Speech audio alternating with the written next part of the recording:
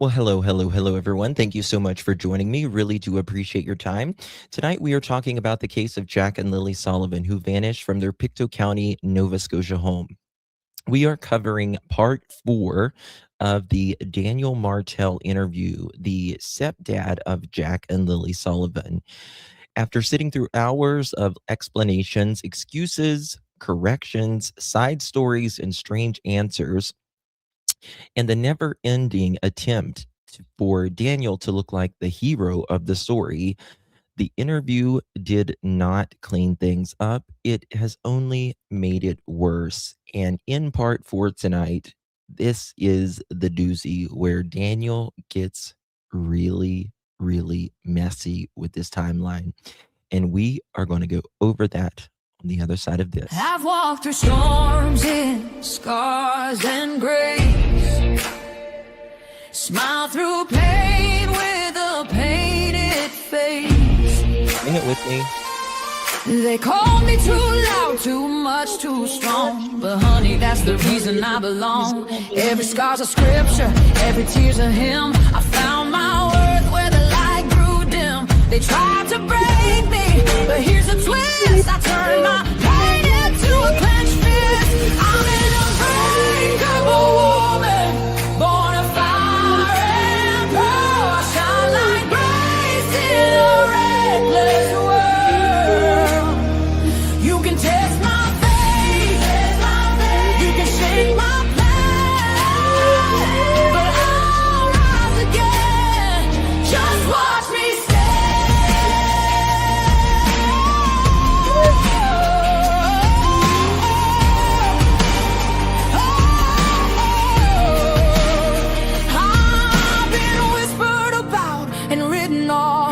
judged by the gloss, not the cause. But God don't build weak hearts from gold. He made me fierce and he made me bold. I bend, I pray, I roar, I rise with mascara, tears and battle cries. Don't need your crown, I forge my own. From ashes, honey, I build my throne. I'm in a unbreakable storm, dressed in truth and pearls. The fire don't scare me, it lights my world. You can doubt my voice, but you'll hear my name. I'm holy and heard, and I'm done with shame. For everyone called too much, too loud, too real. You're not to anything. You're exactly what power looks like. I'm an unbreakable soul, through the fight and flame. My scars are stories, my strength, my faith. Faith in my heart, fire in my clothes, forever divine.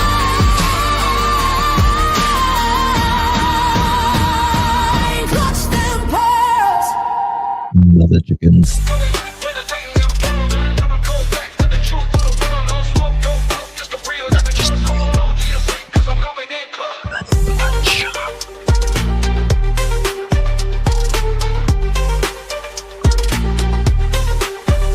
Coming in clutch, better tighten them pearls, dropping cold facts. Got the truth for the world, no smoke, no fluff. Just the real that we trust, hold on to your seat, cause I'm coming in clutch.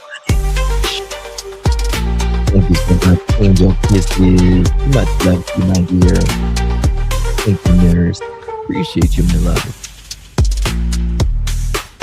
Who's ready?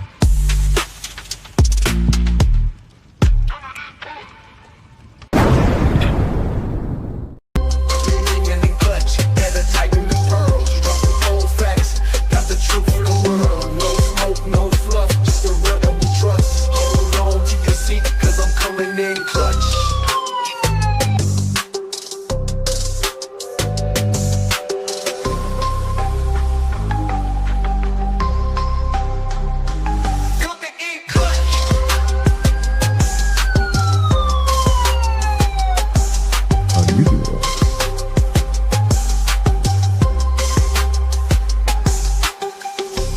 coming in clutch. Better tighten the pearls, dropping cold facts. Got the truth for the world. No smoke, no fluff, I know, just the right? real that we trust. Hold on to your seat, cause I'm coming in clutch. Coming in clutch.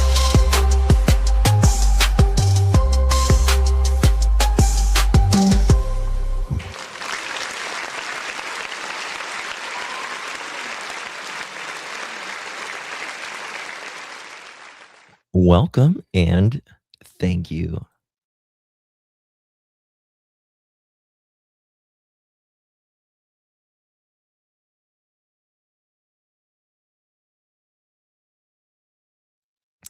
Oh, Granny Janie ain't what she used to be.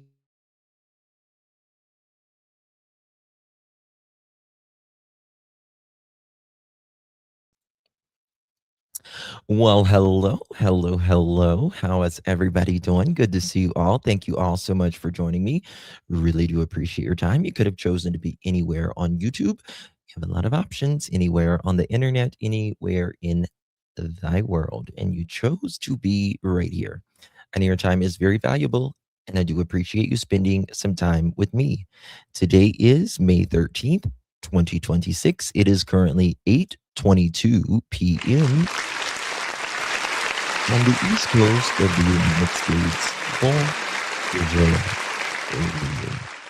Hello, everyone. So good to see you all. Thank you all so much for joining me. Tonight, we're talking about Jack and Lilly Sullivan case out of Pictou County, Nova Scotia.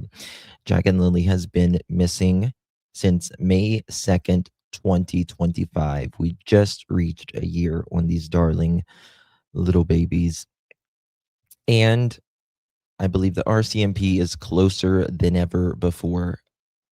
But we still got to stay on it, guys. We still got to stay on it. Got to keep the healthy pressure. And there's still creators out there that's, keeping pressure. And I really appreciate every single one of them. Even if we disagree on this case, we need that pressure, the awareness for Jack and Lilly. So, guys, before we get started, if you would be so kind and please do me a favor and hit that thumbs up button, would greatly, greatly appreciate that. Also, if you would share the live stream out, copy that link and hit it, hit the share button, drop it in any of your favorite social media. Also, with the hype, I realized you have to do it after the live stream, right? But I believe you can only do it on your phone. It's got to be on a mobile device, I'm pretty sure. So if you don't have a hype button, that may be why. I was looking at some of that stuff. So good to see you all. Thank you all so much for joining me. Nurse, thank you so much for becoming a member, my dear. Really appreciate that, my darling. Appreciate you, my darling. I love your bulldog. You rarely ever see those. Thank you so much, my dear. Really appreciate you. And angel kisses. Appreciate you, my darling. 1 month. Thank you so much, Angel. Appreciate you, my dear. Good to see you. Thank you so much for your support, my love. How you doing, darling? And well, thank you so much, love. Appreciate you. Thank you so much, darling. Thank you so much, my love. I appreciate you very, very much. So hopefully tonight we're going to get through the rest of this. This is part 4 in this. I hadn't been doing as many Jack and Lilly Sullivan live streams, obviously, as I once was. And we've been kind of really heavy on the Nancy Guthrie case. But I can't let Daniel know in Malaya, and more importantly, Jack and Lilly, that we forgot about them because we sure haven't. We sure haven't. Hello, Miss Sherry. Good to see you, Leslie, Brandy, Enoch, Connie, Miss Lolo. Good to see you, Wendy, Tina, Teresa, Miss Kwani. Let's see here. Who else do we got up in here? Miss Peggy. Hello, Brandy, always in Indy. Teresa, good to see you, my friend. Sadie, hello. Leslie, always keeping it real. Let's see. let's see, who else do we got? Enoch, good to see you, my friend. Tina, good to see you. Hello, Peggy, good to see everyone. Daniel is just confessing to his crimes, not about Jack and Lilly. I do agree. Daniel says he wants to help out the case, but he wants to help out himself, and that's pretty clear, if you ask me. Pretty clear. So everyone, get yourself. We got, I think, about an hour and a half of this left. So get comfy, get your favorite snack, your favorite beverage, take your blood pressure medication. Okay, don't forget about that, and all of that, because he, he only gets crazier. This part. Let me pull it up. Gotta find out where I was yesterday. I think I'm pretty close to where it was. 7:36, 8:36, 9:36. So I think we're a little bit ahead right here. Most times, a lot, in a sense. They don't want to feel like they're betraying a relative, family member, sister, and stuff like I'm that pretty sure it was by like right here. speaking out. Hello, Because I'm Mama sure Bear. a lot of people, if they were to speak out the truth, they would be very muchly take the wrath of their family that Let me would just be listen to pissy it. at them, and you know what I mean. Like nobody, I just want to make sure stuff like that. We're private. Don't very we gotta find live. out where we were. Because when he was originally, like, meaning I'm the one that literally said, "Hey, DT, do you want to, maybe cover the Jack and Lilly case, right?" Okay. Yeah, I remember Here. that. That's when I still watched YouTube. Yeah, and so then, but then anyway, so if Also, speaking of still watching YouTube, I have a poll down below there. Let me know if you think Daniel is still watching us right now, or if you think Daniel is watching us right now. Poll is down below. Click that if you think Daniel is still watching us, or if Daniel's still watching us. You know what I mean? Even though he says he does not. No, no, sorry, Bob. He's got one day a week of work cut out for him and some math smokers to do. So,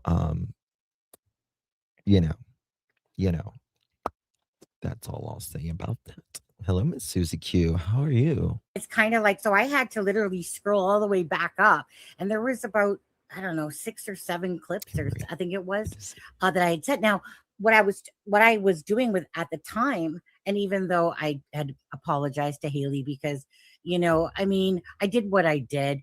I thought I was putting it in good hands to give him a fair value of what, like what we're hearing about how Malaya's We been know acting, Janie does too. right? And but I wanted to have him to have a fair picture of the case, meaning from stuff with you, from stuff. Yeah, Miss Belinda, she got rid of her attorney.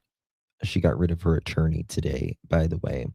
And I think that's probably, I'm kind of, if you've been keeping up with the Jack and Lilly Sullivan case, I'm kind of glad that she's moving forward. Just my opinion. Justin had to double take the poll. Yeah. Malaya, from stuff that the family members are saying. So take this information, look at it, and then just give an honest opinion about what you think. I just wanted it to be a fair assessment. And so it's kind of like, yeah, I wanted him to kind of like hear what was kind of happening behind the scenes, because we're not hearing from Malaya at all. But Hold on, let for me that, just see here. like I said, me and Haley. I wonder if has DT been covering Jack and Lilly? I don't know if he's been covering Jack and Lilly.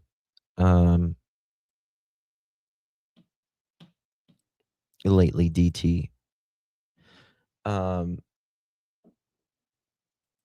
No. I think I wonder if he's kind of changed his mind on Jack and Lily's case. I know he used to. I used to go in there when he would cover, but I guess I haven't seen him covering it, so I guess that's why I haven't been in there. Nonsense DM was arrested, to my knowledge. Yeah, yeah. That, I mean, it's kind of hard, to, he might just want to let the court play out, if you will. But yeah, he might want to. Not he might want to. It's just really hard to cover someone that has 2 counts of SA, right? Oh, the emoji is working now. Yes, ma'am. Like I said, I've talked and for me, Belinda and Haley, because Haley, I know that I do want to know. Well, this is the thing. This is the thing. We all evolve in cases. You know what I mean? Sometimes you just can't see till you can see or whatever. I don't know.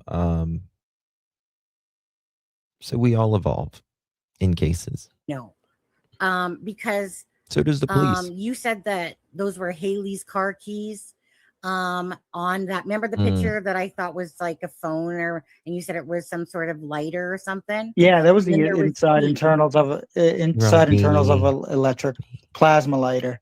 Right. But then there was the keys that were up in the Yeah, car. those could have been my Dodge Journey keys because they came from a Dodge vehicle.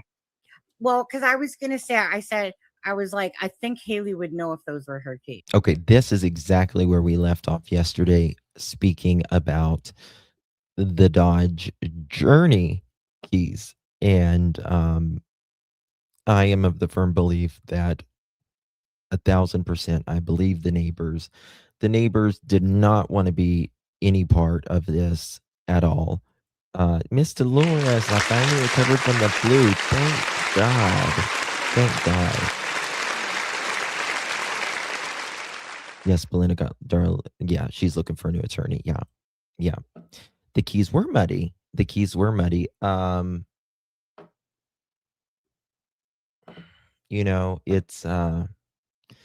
I think we're going to be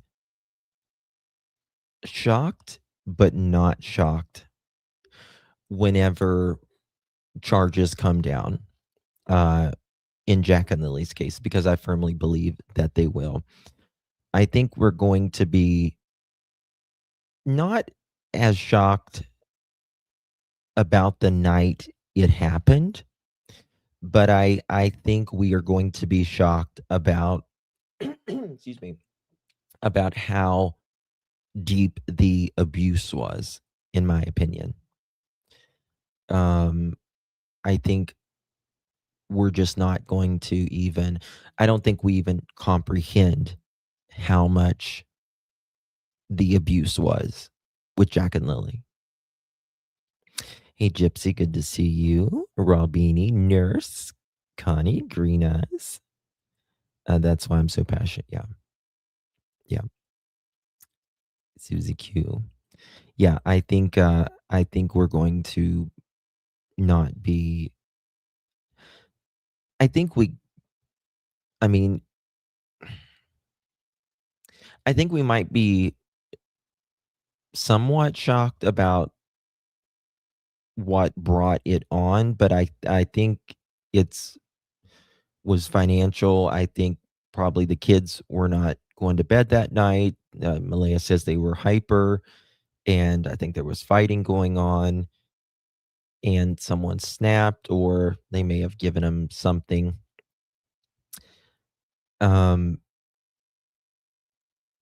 Something like that. But I think we're going to be shocked about how much control and abuse there was in that home. Thank you, Emin. Thank you so much, my dear. Yeah, those could have been my, because they're from a Dodge. Okay, so and I used to have a Dodge Journey. So why? Go ahead. So looking. If you had a set of keys at your house of, okay, first of all, tell me this. You have a set of keys of a Dodge Journey that you used to have. If you don't have that car anymore, Daniel, then why do you have those keys? Why do you have those keys? That doesn't sound right. That doesn't sound right, because usually you, I don't know, give the keys over if you trade it in, or if you, in your case, junk it, or whatever. Why do you have your old Dodge Journey keys? Oh, absolutely. Absolutely. 1000%. 1000%. But if I have a set of keys at my house and you could show me a key of any of my cars that I've ever had, and I can tell you which car key that went to, right? I mean, usually it has the brand of the car on it, but you know which one's your car keys. Come on now, Daniel. It's similar to the Sebastian case. Incident happened at night hours to plan a cover up, get rid the morning call of missing persons, no evidence. Yep. Yep. So I'm finding that interesting now that he's saying, even though he blamed, I don't know if it was Malaya's brother or something. Looking back, those could have possibly been my keys. Okay, so right, so regardless, but at the time, It's ridiculous. I should have clarified all of that. Those could have been my keys because they're from a Dodge. and you know what? And Haley's boyfriend drove a Dodge. So looking back, those, like, and maybe I thought at the time this is a good thing to talk about, because we've been back in. Okay, we're gonna fast forward through this little part right here. And, especially at this, Over this little part. This night, we're almost there. Sorry. Relaxed, like I felt like normally, like I should. Brains math does not relax you, because Daniel. level. It's always looking for stimulation, and that's what they give you for ADHD. But that's she struggled with drugs since she was 15. No. Now, it's become like a very toxic thing as social media becomes larger and larger and larger. It's a very sad, but a reality that we have to live with young women. Daniel says like Adderall and stuff is math. It is absolutely not. There is a lot of chemicals that start with METH. Big difference, Daniel. Big difference. That are growing up, becoming teenagers, and then make their way into adulthood. It's very hard on them, and social media puts a lot of strain on young women. He drives me nuts when he speaks about young women. He drives me insane when he speaks about young women. Like, Daniel, you are the last person that should be talking about what puts strain on women in general, young women, old women, middle-aged women, any woman, when you are being charged with 2 counts of sexual assault. And that too, yeah, for sure. Yeah, well, it does. It's because they have this self-image that they struggle with. Talk about yourself. Someone said the other day in chat, they said he's going to make a very good prison counselor. I can hype on my iPad. Yeah. I think it's as long as it's any mobile, Angela. I think it's got to be like a mobile, which would be a tablet, a phone. And I think that's about it.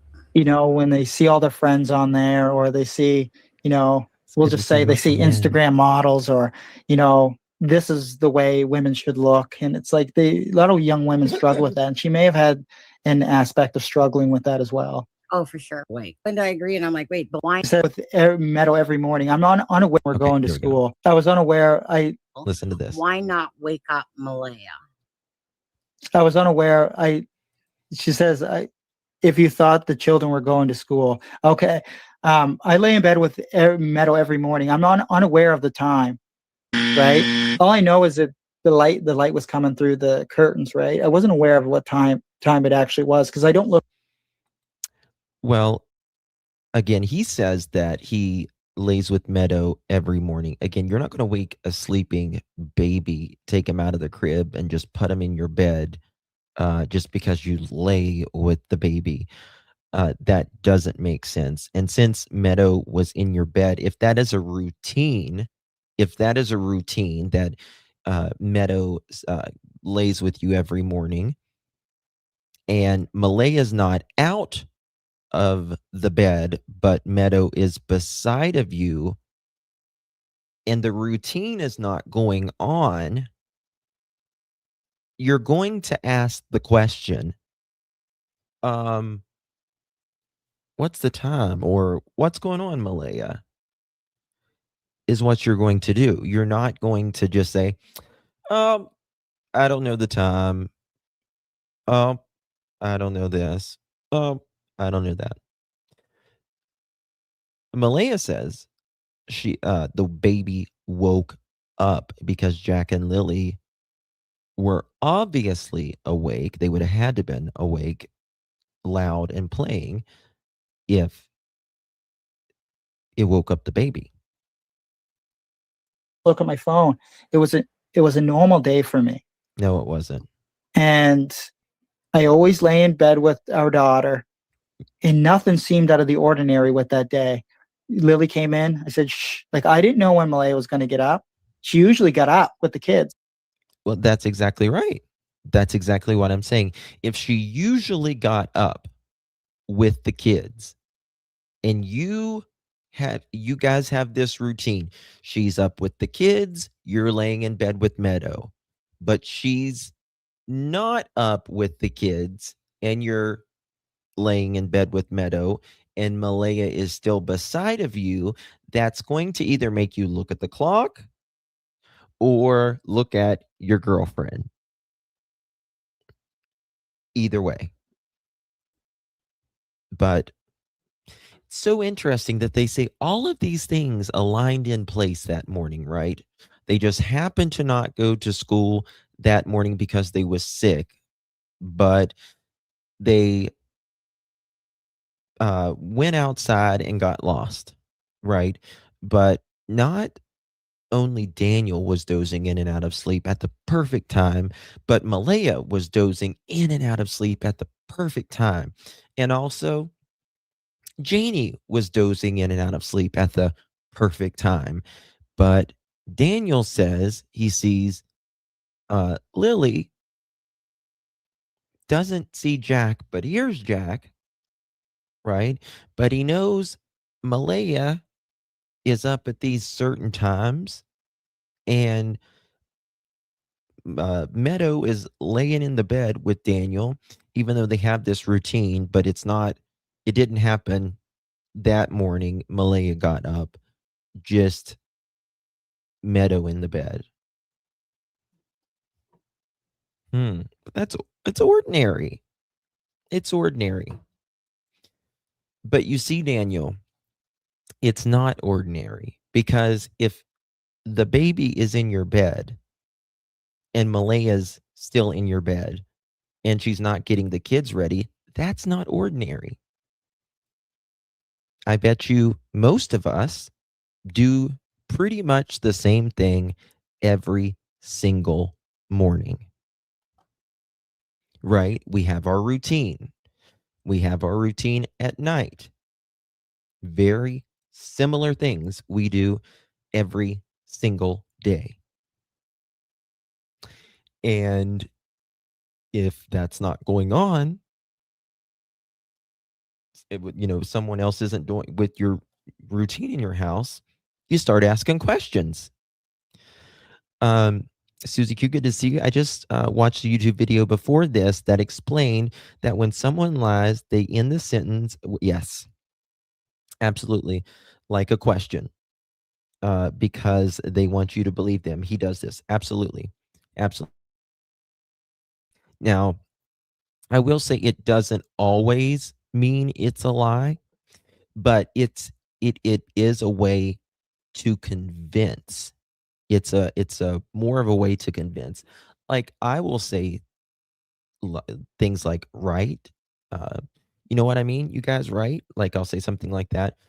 That's because it's like a way. It's like pointing out for you to believe it, if you will. So, but yeah, it's usually with the inflection. But Daniel, he is not a good liar. He's not a good liar. The most funny part about it, Susie Q, is privately, Daniel thinks he is a really good at it. He thinks he's really good at this stuff. And that's, for me, that's the most hilarious part about it. I have seen messages and heard recordings, and he thinks he's really good at it. That's what's funny to me. Lucy, who lies in bed in the morning with their toddler till 9 or later? He talks as if baby M is the only important child in the house. Sadly, Lucy, I believe she was the only. I don't think none of the kids were important to them, if you will, because he didn't treat them good. But I think Meadow was the queen, if you will, of all three kids because she was Daniel's. But that morning she didn't. And I always said earlier in this conversation, like, I should have got up. I should have maybe woke our daughter up, and I should have got up. And I understand that. And I can't ever change that. That's something I have to live. That's something I have to live with. And I was going to say, I mean, I guess that's probably. Daniel said he slept on the outside of the bed, so MBM had to crawl over Daniel.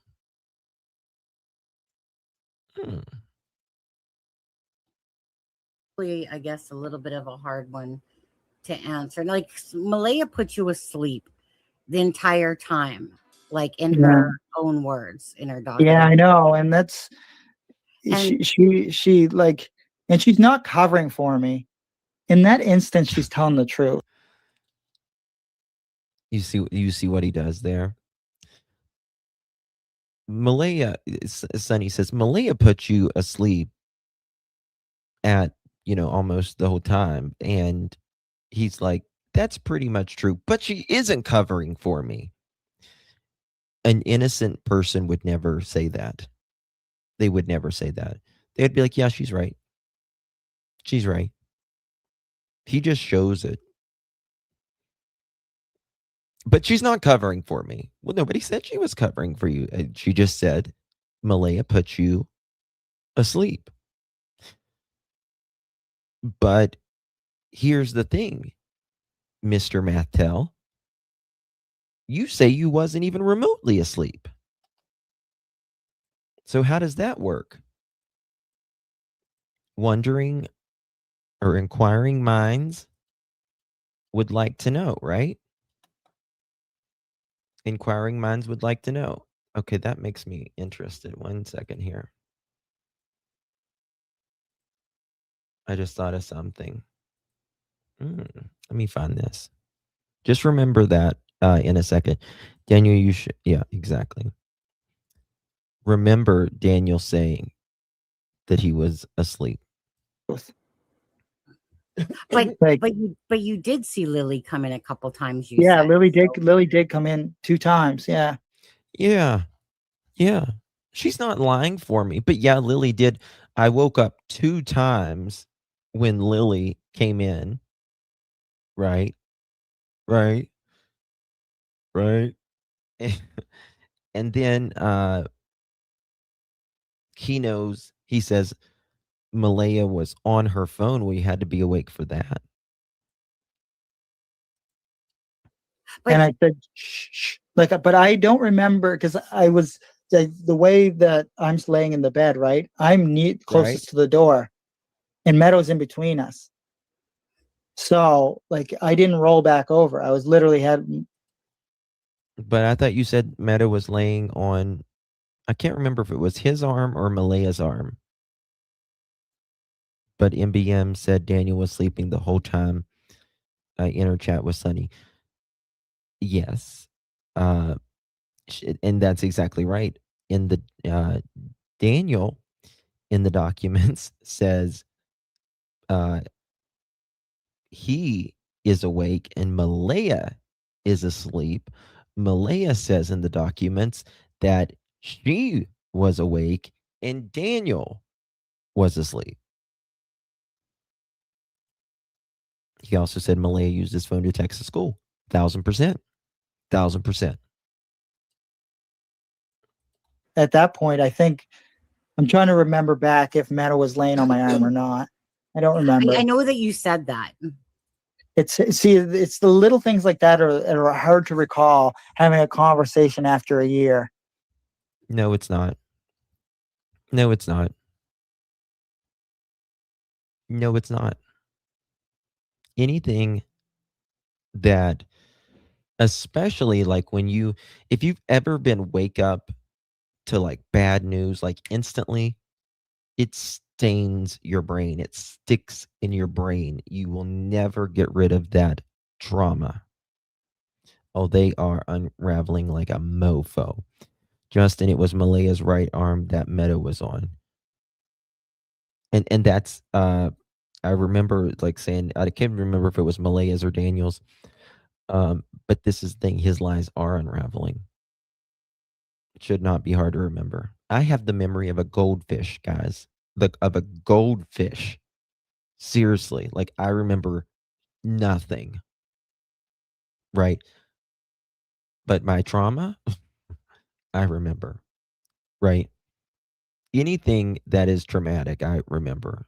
And I can remember before, you can remember before the trauma, when it happened, and afterwards. That's not a hard thing. Right. And that's another thing that bugs me. People think that I'm lying about everything. You are. And that would mean that there's the actual story that happened. And then I have to formulate a year worth of lies on top of that. You formulated so many lies that you can't keep track, Daniel. That's the problem. You have formulated lies upon lies. Case in point, I'm going to show you in just 1 second. Okay? I will show you in just 1 second here. And then remember everything.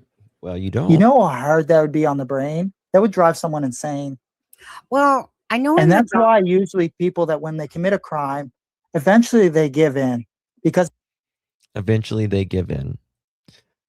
No, they don't give in. Not eventually. They don't give in generally until court, right? And then they'll plead how they plead, and they let the jury.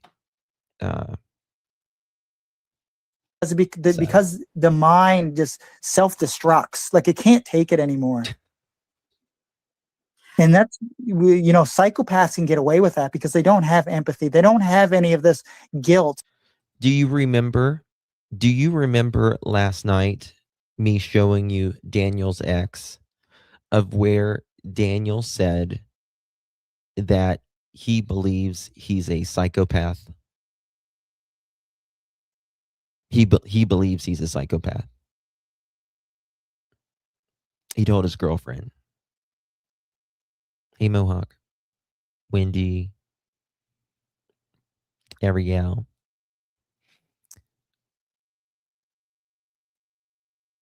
I don't think he has any empathy.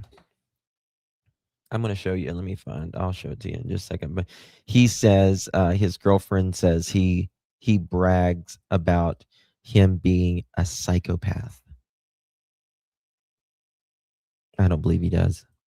Shannon, how are you, baby? Love you to pieces. Thank you so much, Miss Shannon. Good to see you. We got a new picture. Cutie, cutie, cutie, cutie. It looks like a Maine Coon, what we call a Maine Coon. Kitty, kitty. Thank you so much, my dear. Appreciate you. Thank you for your support, my love. Good to see you, Miss Shannon. How you doing? You feeling okay? If it goes to trial, he may have an election of jury or judge alone. Best to avoid a jury, in my humble opinion. I believe it will go. I believe there will be charges in Jack and Lily's case. They don't feel guilt. That's a big thing about psychopaths. They don't feel any guilt, so they don't think they ever did anything wrong. And Describing yourself? that's why they can get away with such horrendous crimes. But when people are good people, they can't, it's too much, right? Living in your own guilt every single day. If you did something wrong, that destroys your mind over time. Is that what's wrong with you? And as I said, like, I've grown over the last year. And yes, I made mistakes along the way through my life. But, you know, I don't want to sound narcissistic when I say this, but I've changed a lot. And I've had to work on myself. I already said that many times. No, you haven't. I mean, But I'm not lying about anything.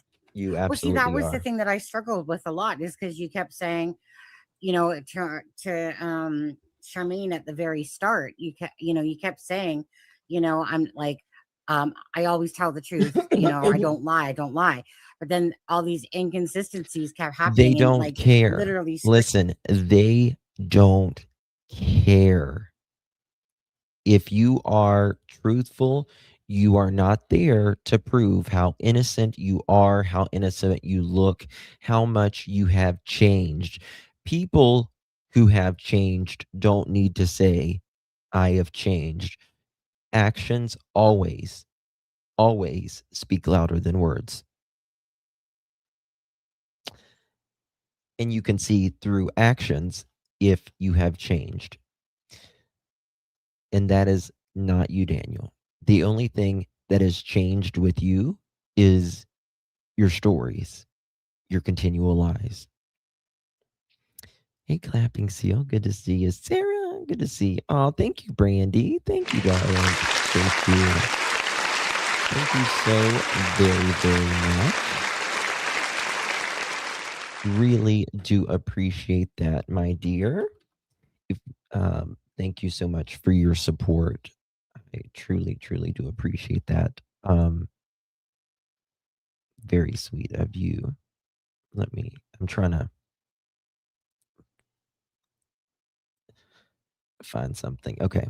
Thank you so much, Miss Brandy. Really do appreciate you. Truth is foreign to this guy. He breathes lies. Lies about things he doesn't even need to lie about. Hey, Anna, good to see you. Where's Jack and Lily? It's all more about, yes.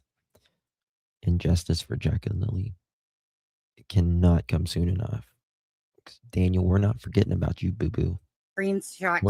But when you talk so much, it's bound to happen, right? No, it's not. But you know the saying that no, it's not bound to happen to say that Malaya was sleeping. No, Daniel was sleeping. No, this time. No, this time. No, this time. No, Lily came in the room this many times. No, she said this many times.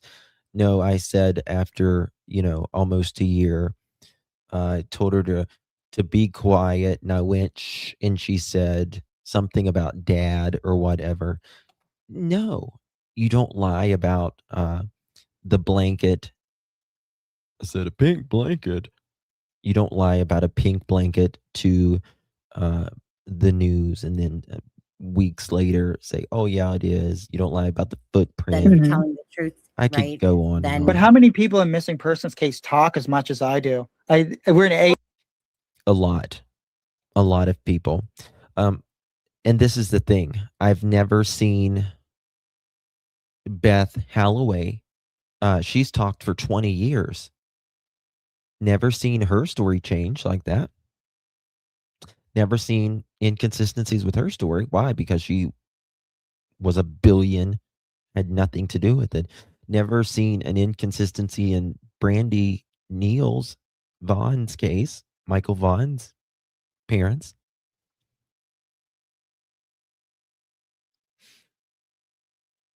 There should be no inconsistencies. It should be what it is. The only time there's your story changes, Daniel, is because we call out the inconsistencies and then you make up some other BS. And then we're like, well, now you're making it worse because you said this and then you said, now you're saying this, but look at this inconsistency now, right? It's kind of like whack-a-mole whenever they're lying to begin with, and then you come up with you show them their inconsistency of why it can't be true. They'll make up something else, and then two more inconsistencies pop up. Again, he's digging the wrong way. He's not digging out, he's digging down. 8 hours. Oh, thank you so much, old garden gal. Good to see you. Thank you so much, darling. You have a Bichon Frise, old garden gal. They're great dogs. I used to have a Bichon. I'll show you a picture. His name was Teddy. He's a good doggy. Thank you so much, old garden gal. Appreciate you very, very much, my friend. Thank you so much. Janie's dog's name is Fluffy Boo Boo. And if you don't know it, Enoch, I'll spell it for you. Tukkah. Tucka. Like oyster shaka, but Tucka. My dog's name is not Fluffy. My dog's name is Tucker. Name is Tucka. Tucker. Tucker. Tucker. If you don't hear it, maybe you'll know what it spells. There you go. Tucka with an oyster shaka. That's it. Yeah, I'll give you that, Daniel. It's at 8 hours, and okay, I'm going to show you. I'm consistently speaking outward. I have done all those interviews. Like, I don't know how many people in a missing persons case have 50 on-camera interviews. And like, it's just, if I would have done something that was to the kids, I wouldn't be able to live with myself. And I don't know how many people. Well, I would hope not. Well, that's the thing, Daniel. Most of us don't know how you do. You know what I mean? We don't know how you do. But, you know, most people aren't going through not one missing child, but two missing children, a rug addiction, and 2 charges of SA and 1 charge of confinement. And yeah. So Right? No, there's like that. that's the God honest truth. God's But I know honest deep truth. God forgive him, for I hope he knows not what he does. I mean, I think he does, but repent, Daniel. I'm telling you, you need to repent, child.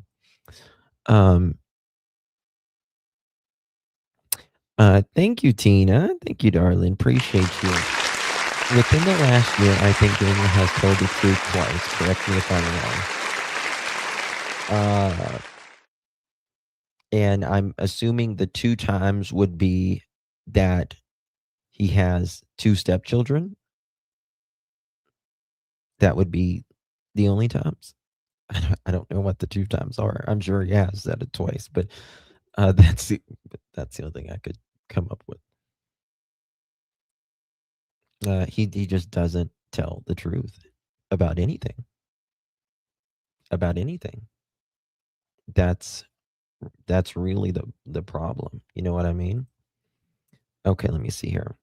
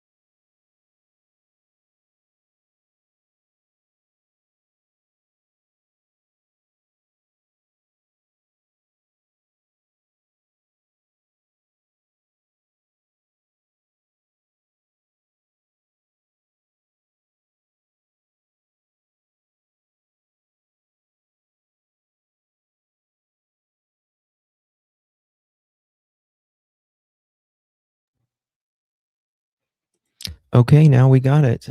I don't know what the hell happened. That's crazy. That was so weird. That's never happened like that. Like everything went crazy. Like I saw some of you guys saying you were buffering too. Okay. All right, let me fix one more thing. I'm going to play this right here while we're listening to it. Hopefully. We're at 8 hours and 50 seconds. Her like family. Bear with me. Much. Right. Now, Right to hate me, despite do anything, and I'm being completely honest. No, you're not. Despite what the internet says, despite what people always hate me, and I understand that, and they have the right to hate me. But I didn't do anything to Jack and Lilly. Right, and Neither did my mother. I can only speak for my mother. I don't think your mother did anything to Jack and Lilly. And then people get stuck on, they think her dog Tucker did something to the kids, and people were stuck on that for like 10 months. Okay, so I was never with that. Like, I know that I think that was an absolute foolish thing to think. You don't think major crimes would have came or the RCMP would have been like, they never said anything about the dog ever.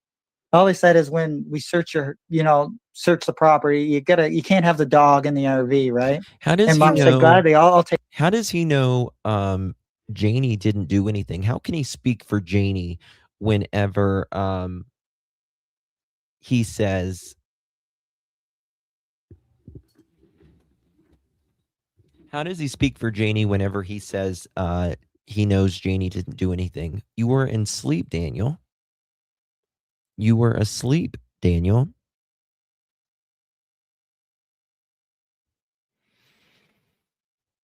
I know, Mike. Mike, I'm going to be covering Alec Murdaugh case again. I cannot believe this. But yeah. And I understand why people question the dog. I understand that.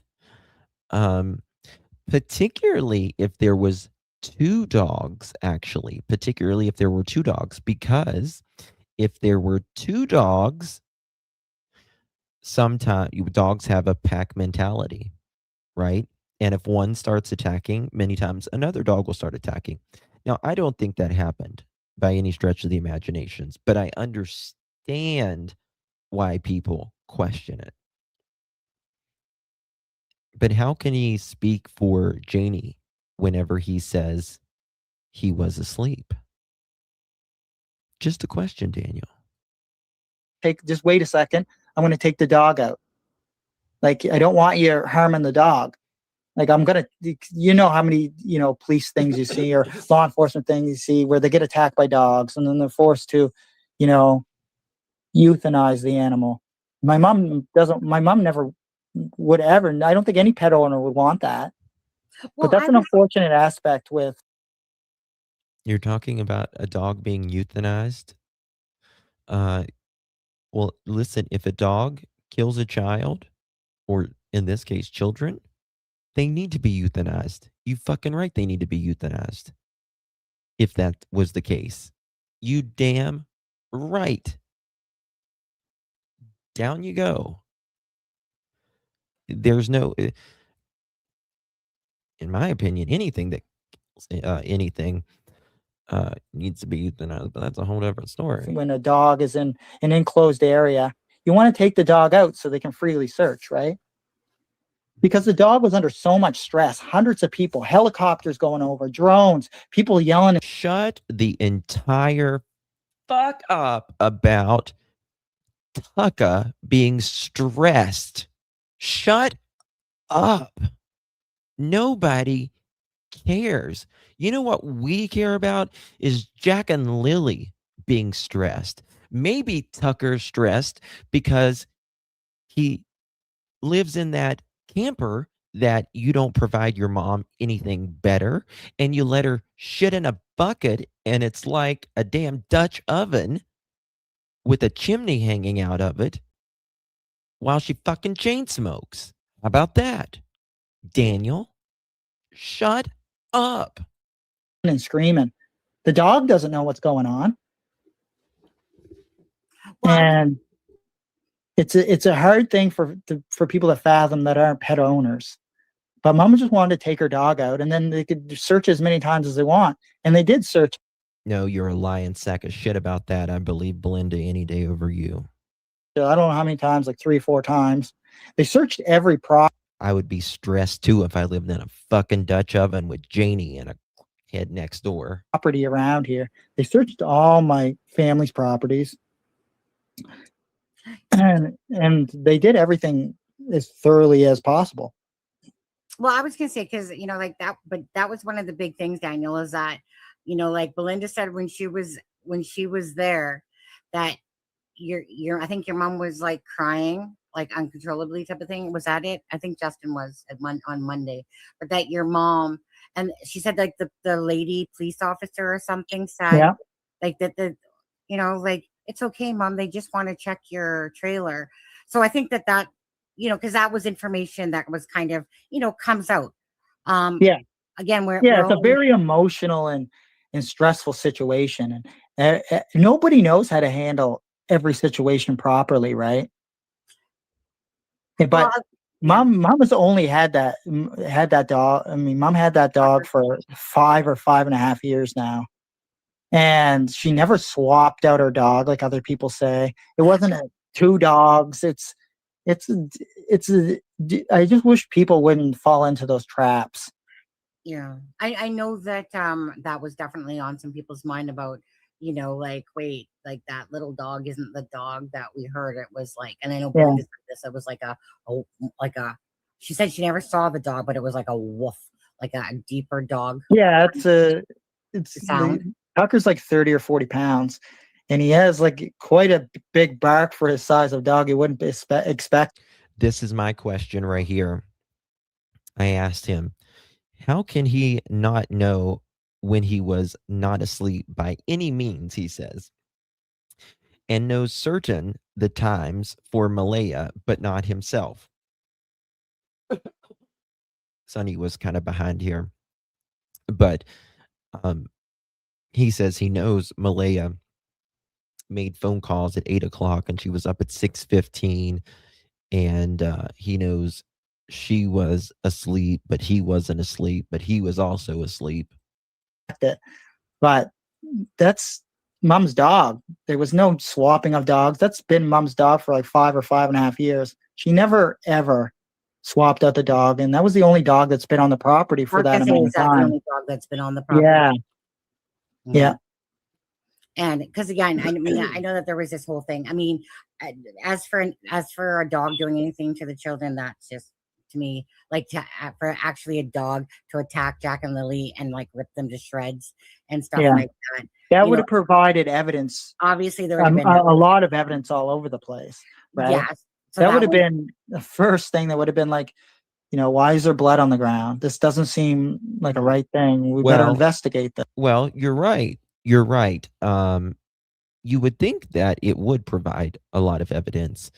But, when Janie is raking half the earth behind her house, when there's, I don't know, 4 or 5 inches of compressed dirt piled up there as well.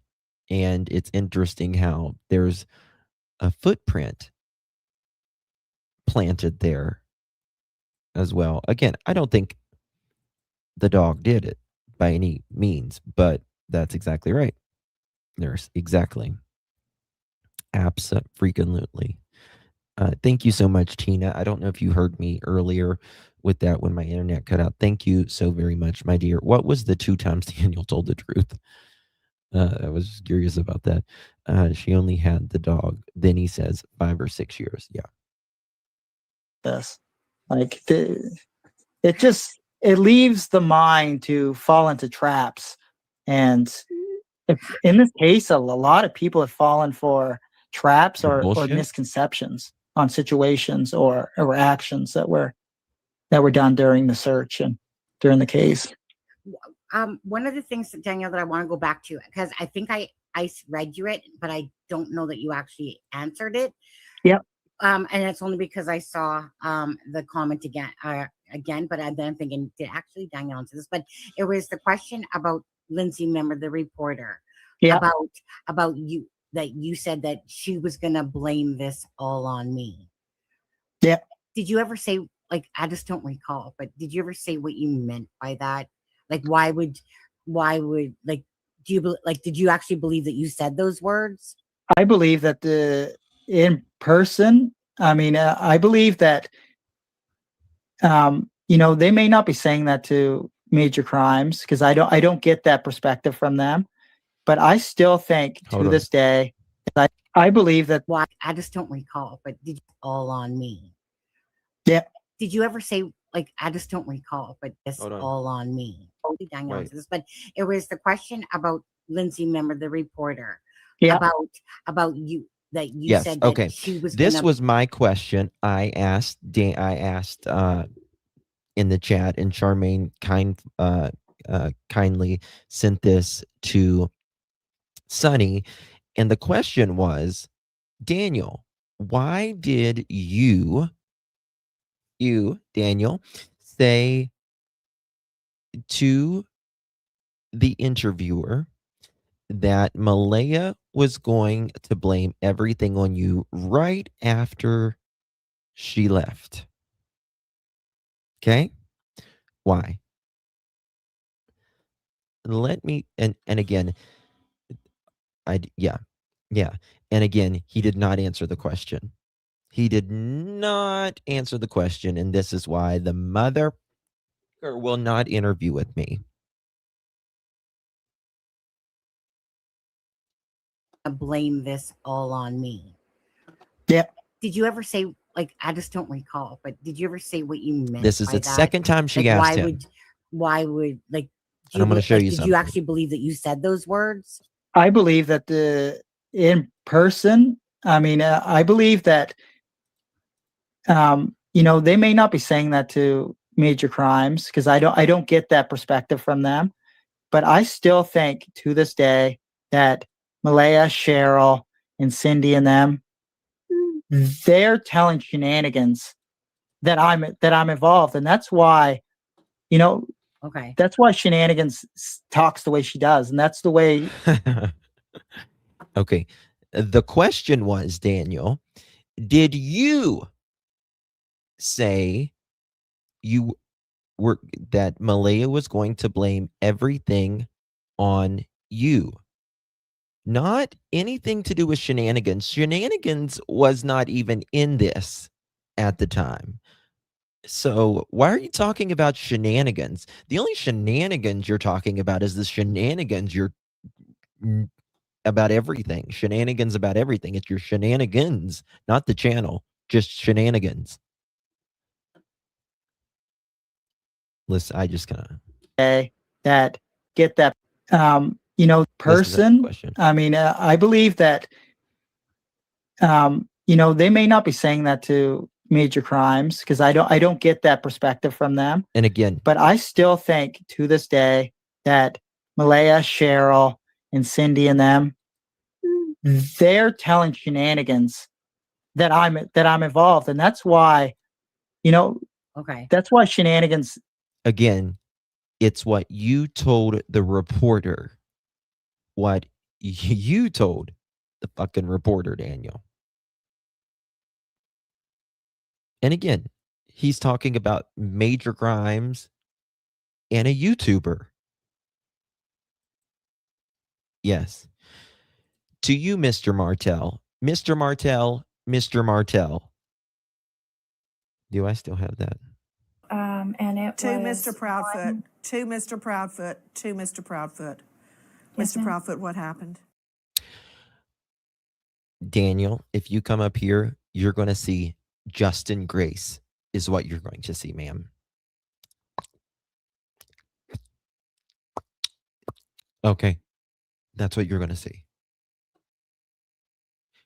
To you, Mr. Martell, to Mr. Martell, to Mr. Martell.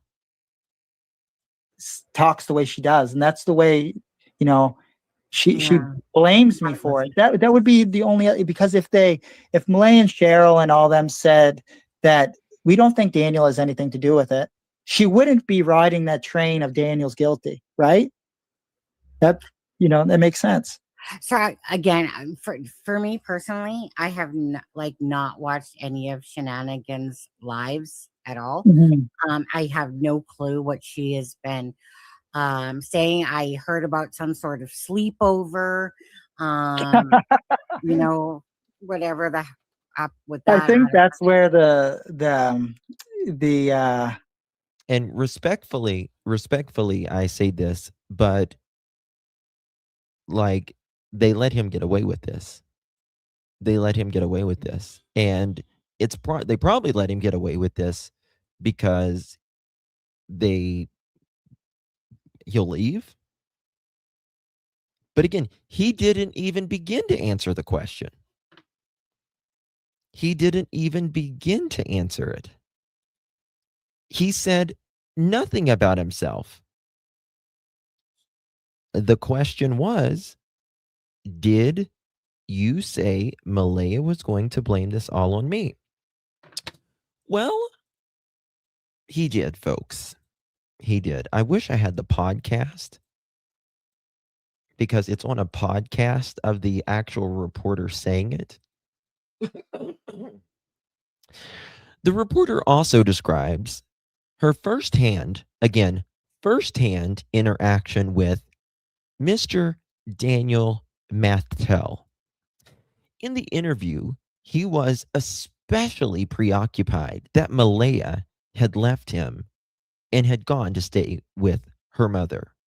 Quote, this is a quote, Daniel, which means they have you quoted, which means they have you on a video or a recording that they can prove it.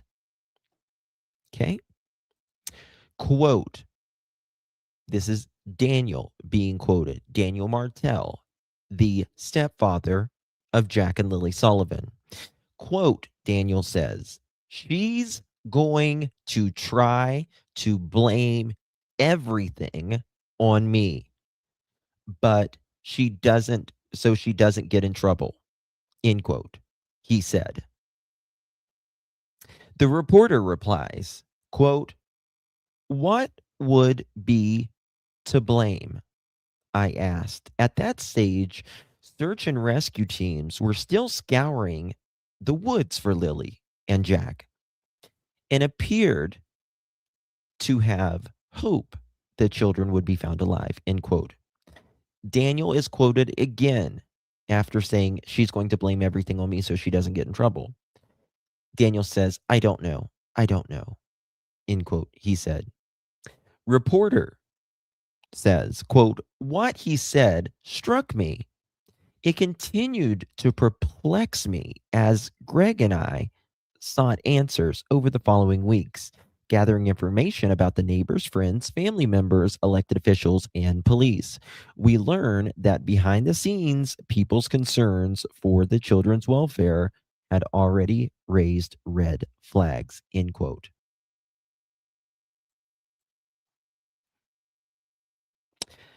The first time he was asked, he more or less said that the media was shady. But again, he didn't deny it. Daniel, I know you like using this term now because I called you a little weasel. And I believe that is exactly what you are. A little wet math weasel. And you call other people that now. But that's exactly what you are. You're a weasel. The nickname someone came up with, I'm not going to say who, what is it, the Scissor Sisters or something? Oh, Scissor Sisters. Oh, I mean, that's the first I'm hearing of it.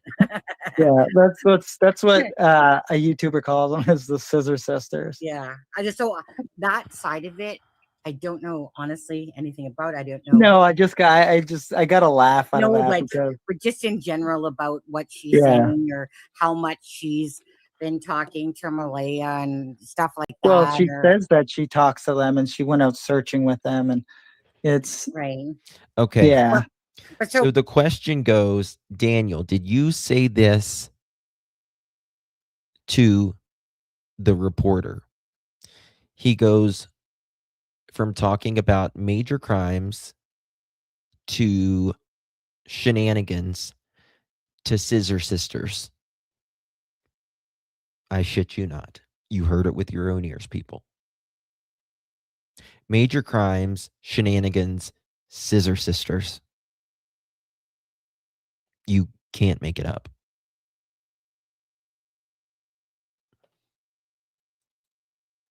so at the end of the day, though, is that from what you're gathering by even Yeah, that's what I gather from is that shenanigans. And you know, we're is that they're talking saying that about you're- her, and she's gonna hear this tomorrow, and I just hope that, you know, neither of us get attacked for just giving our perspective and opinion on the situation.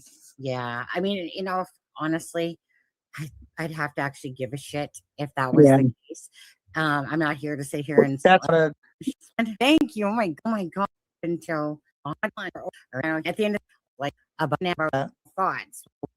The time it was a little at our ship, but at the end of the day, trying to be that person Okay. that's supporting, talking for her because Almost. she's has it when Get she to the next in her question. or I were imagine I yes, and and what, you know, I think we all wish that Malaya would, you know, do the right thing. And you too. And what people think is the right thing may vary from person to person, but the start would be speaking out and, you know, raising that awareness. And I don't understand the people around her. I mean, they're dedicated and loyal to Malaya. I understand that. I admire that. But convince her to do the right thing and speak out, because that's what she has to do, is the right thing. well, I mean, each to their own on what they deem is the right thing, you know. Does anyone remember what interview that was? I'm trying to find that interview and it's a really rare one where they say that. I just have it in text. I've only listened to it like one time. Where she says, it struck me. I can't remember even what freaking podcast that was on. Let me see. Daniel says it somewhere. I'm trying to find it. When was this? 9 months ago. A neighbor describing hearing a vehicle come home at 5 a.m. Okay.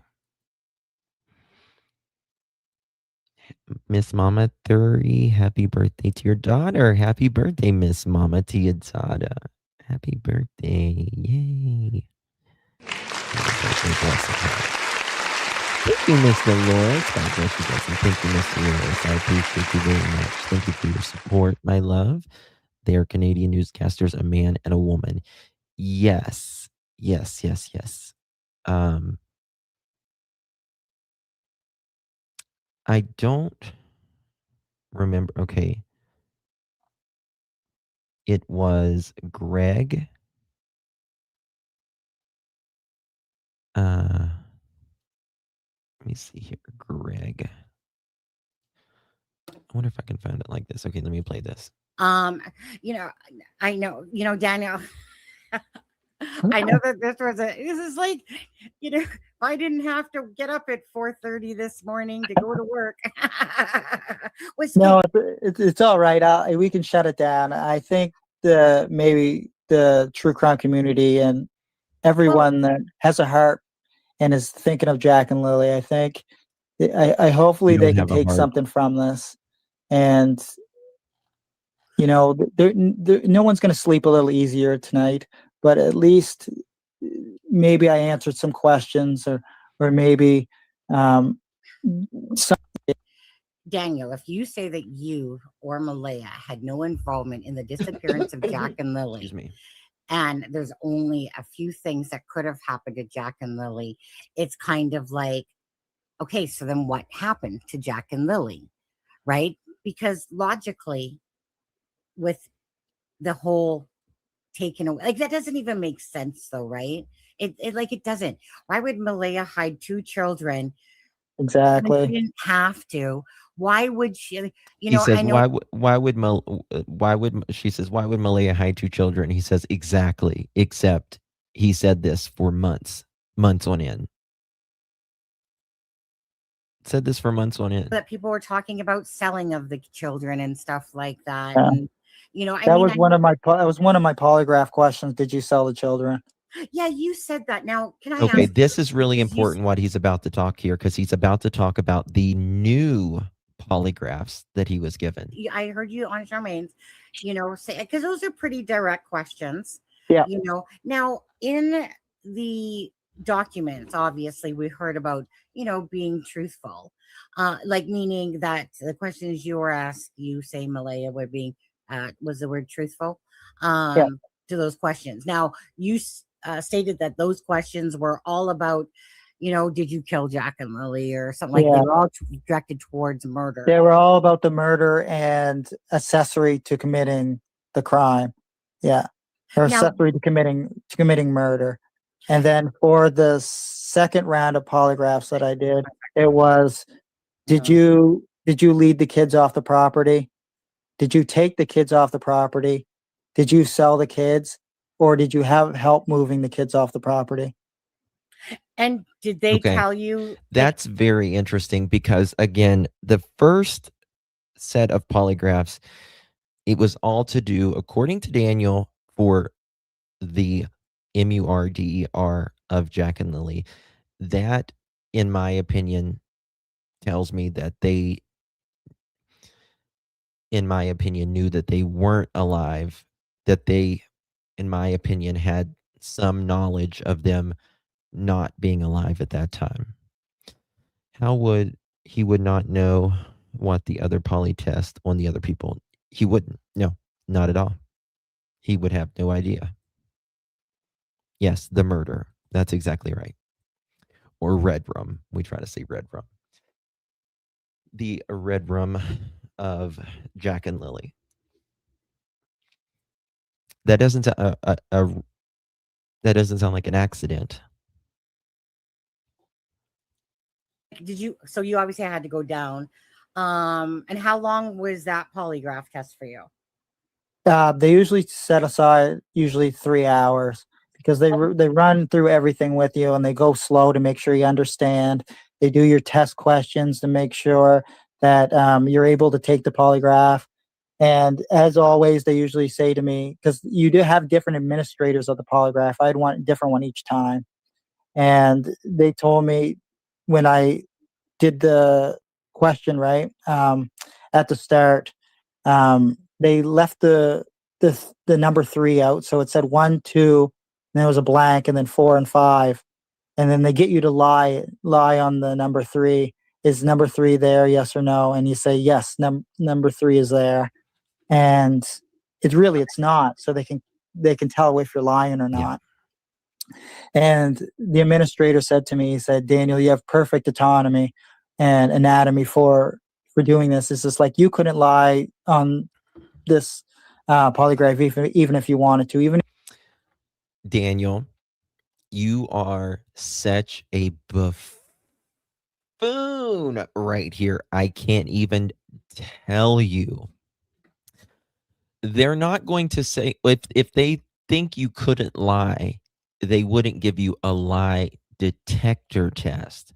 They are, when they're doing their test to see if it shows that you're lying, that's what they're checking. It's a controlled test. That's the whole reason why you take a lie detector to test after the controlled test, to see if it averages out.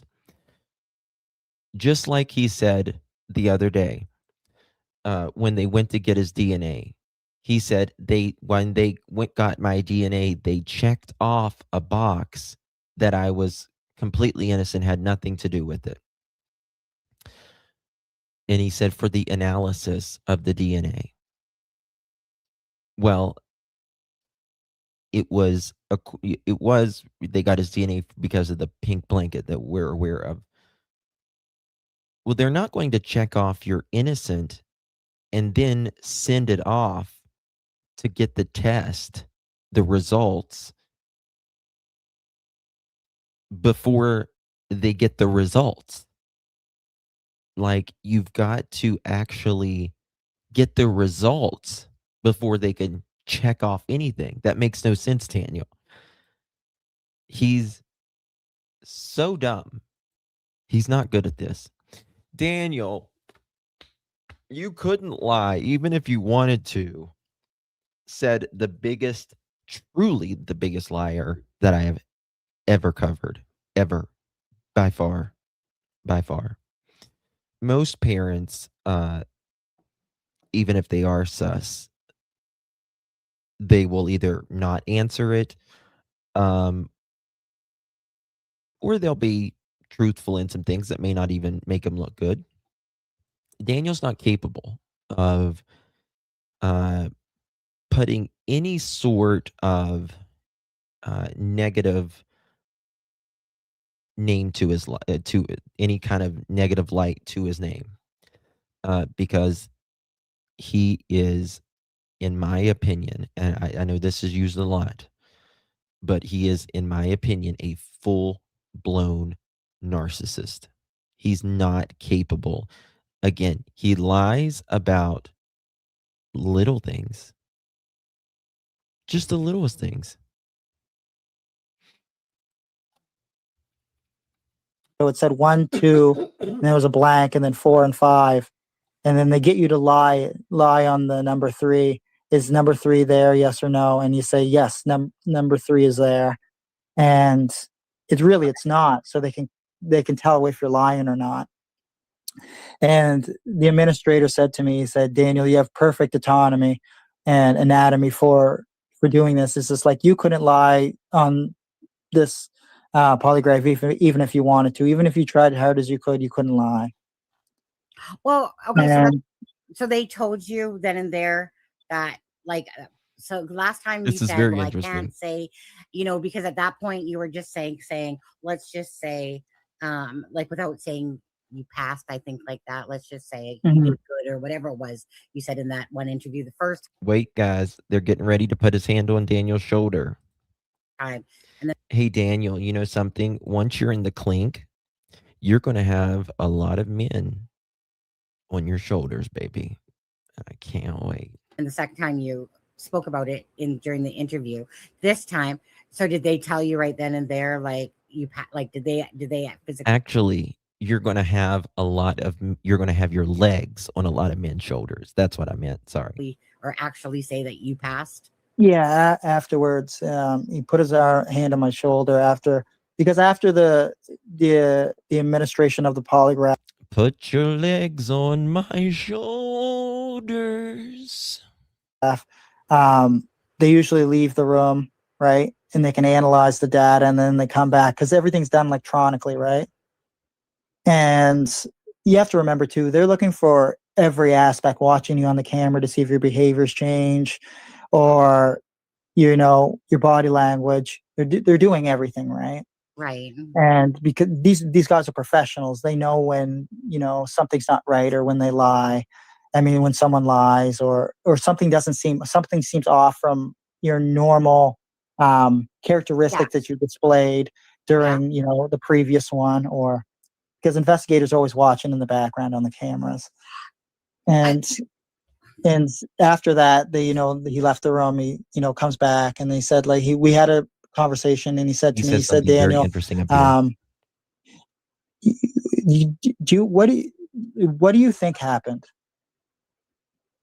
Me? And Or No, you no, said- no, no. That's what the administrator asked me. Oh, okay. He said, Daniel, what do you think happened? He's like, and then, I ran into like all the possibilities, I thought of. And that was a conversation there. And then he's just like, well, he's like, you're free to go. And then Now, he said something right here that drives, and I've said it to you guys already, but he says something right here that if were the case, nobody, innocent or not, would take a polygraph test. And for him to even say this and thinks people believe it, just like the drones or anything else, is baffling to me, that he has no forethought, as he would say, in his mind of such lies that anyone is even remotely going to believe it. Listen to this. he's like, are you going to talk to investigators? I said, yeah, I have a chat with investigators before I go. And, I went up to investigators afterwards and, he put his hand on my shoulder. The administrator said, yeah. Put your legs on my shoulders. He said, yeah, he was truthful. And, I said to investigators, I think everybody knows the investigator I'm talking about by now.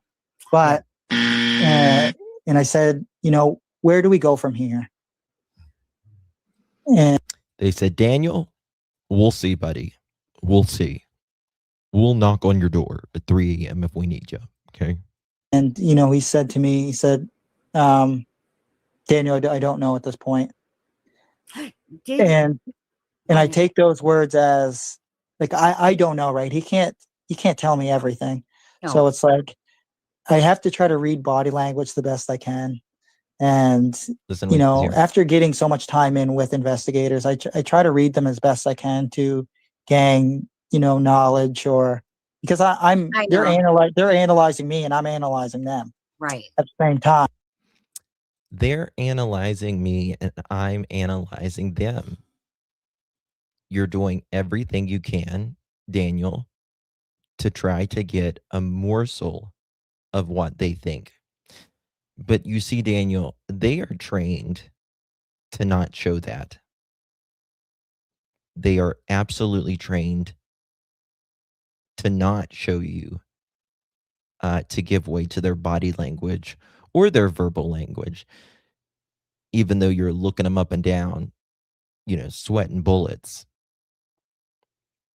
Now, you really suck at it. You really suck at it, Daniel. Yeah. And that's a very good trait that I had to pick up over the last year, is trying to identify when people are lying to me, because because people are constantly trying to manipulate me. Right? Yeah. Those damn 50 drones trying to manipulate you at night. Nobody knows the horrors you go through, Daniel. And the public is always trying that. Through every message I get, it's like people are trying to think they can manipulate me into something or extract information from me. Well, they've extracted a lot out of you, Daniel. They've not extracted the truth, of course, but RCMP will find that. Don't you worry about that. And it's coming, in my opinion. However, we have extracted a lot of lies and a lot of inconsistencies, Daniel. It's like I have no information to give. I give everything openly and willingly, just like we did in this almost 8.5 hour, live. I try to give as much to the public. Daniel, not live. It's an 8.5 hour lie. L-I-E, not L-I-V-E. Just take the V out. 8.5 hour lie. That's what it is. As possible. It doesn't matter if we're on a live or it's in a private message. And I always try Exactly. to get Doesn't everything matter if it's in a live or a private message, you're still a liar, out there. in my opinion. Actually one of the biggest things for the public is the fact that your mother is claiming to be the person that heard Jack and Lilly. And of course she couldn't take a polygraph for whatever the reasons were with, Listen to this. I don't know, hype, I don't know, whatever. I believe Janie was freaking the hell out because Janie is always freaking the hell out, and she's very hyper and loud. I mean, this is her being calm. My dog's name is not Fluffy. My dog's name is Tucker. Tucker. Tucker. If you don't hear it, maybe you'll know what it spells. So that's her calm. I believe that she couldn't take the test because she was so hyper and just all over the place that they couldn't give it to her. Janie, why don't you take that polygraph? Why don't you be calm and, take that polygraph? Whatever it was.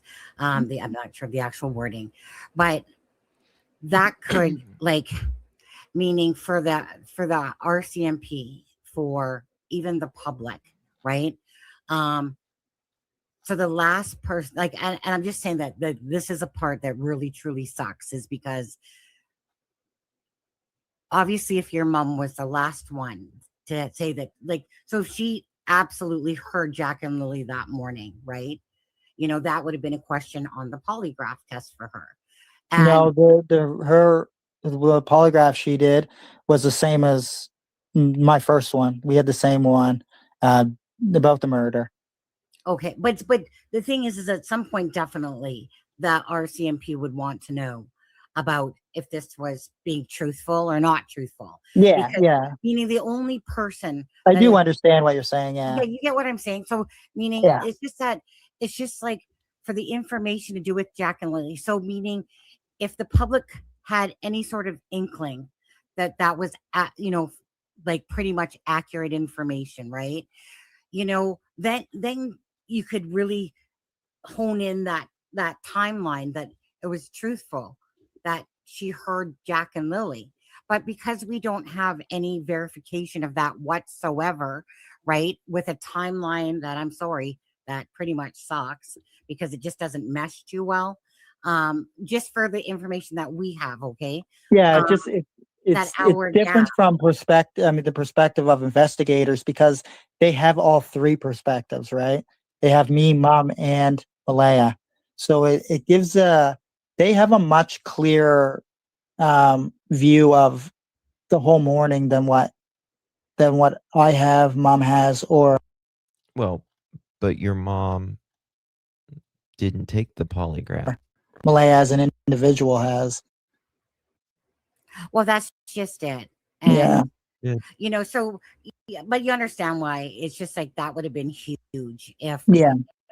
if we knew for fact that Jack and Lilly were heard. The first polygraph, according to Daniel, was the red rum of Jack and Lilly, and all it had to do with the MURDER of Jack and Lilly. And the second polygraph was, did you take Jack and Lilly off the property? Did anyone assist you? Which again is very interesting to me, the assistance. You guys know that I am not a fan of Durwood, and I don't believe a lot of things he said. Good reason. But I find it highly interesting. Durwood asked Daniel one time, Daniel, who was with you in the car that night? Who was with you in the car that night, Daniel? And then now Daniel's saying in the second polygraph, who assisted you? Who assisted you? And I do believe Daniel was assisted. Now, it could have been with one of his friends. I don't know, that morning, but right? it's It would very But they take would interesting. never me. ask that question because No, it's we don't get to choose the questions they ask. They're all right. Obviously. tailored and they're all sentenced in a way where um, they can't be confused or and all the questions mesh together, right? Because they'll ask you the same question, but in a different way, right? Yeah. And even with me, they asked, did you move Jack and Lily off the property? Listen, Yeah. And then they asked, did you move Jack and Lily off the property? Did you move? did you move Jack and Lily off the property?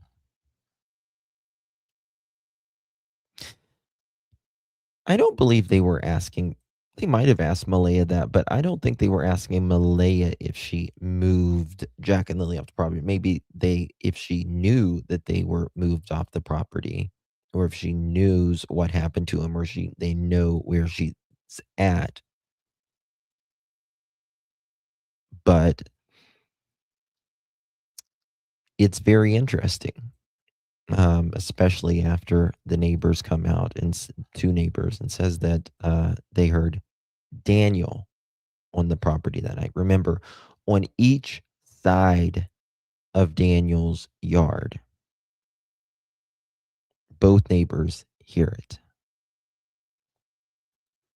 Move Jack and Lily off the property? And they would do it the same question like You have 3 or 4 someone times, else 3 or 4 times in a row, right? So they Yeah. can see if there's any change in, Yeah.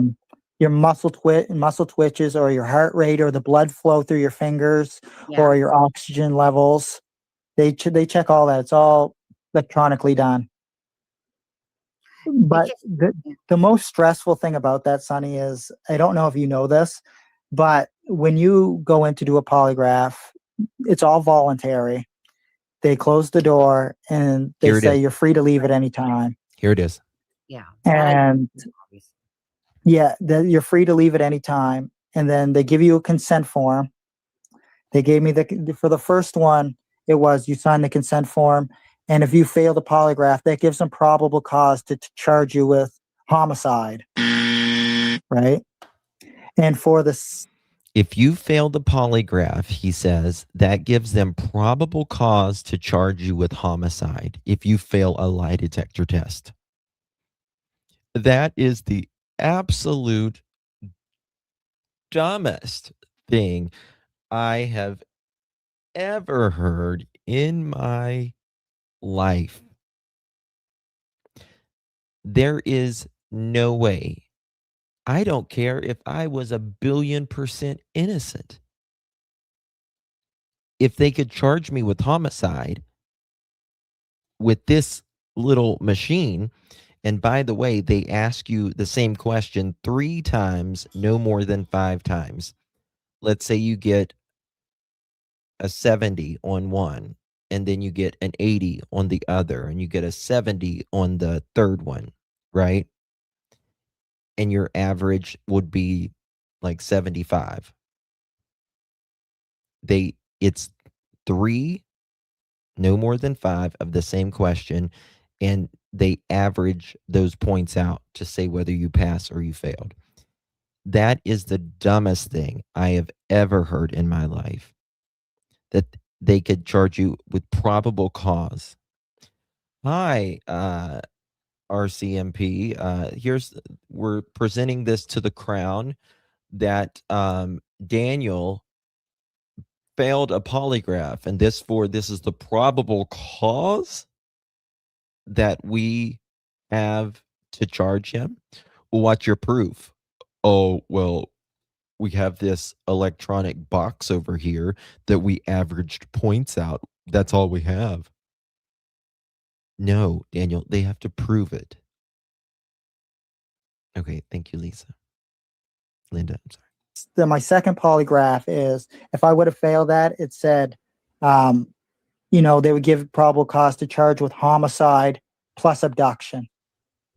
Right. And then I sign at the bottom to give my consent. And then they say, yeah, now the polygraph can begin. So it puts a lot of stress, and it's quite a unique feeling that, the average person will never feel. Guys, just hold on 1 second. We have some breaking news from our sponsor.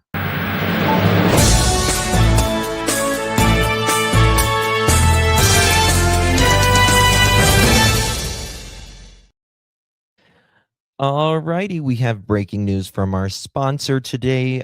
This is from Temu. This is a mini electric shock polygraph sponsored by Temu. Yes, it's not Temu, it's Temu.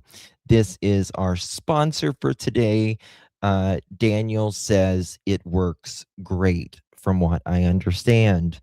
Get yours now.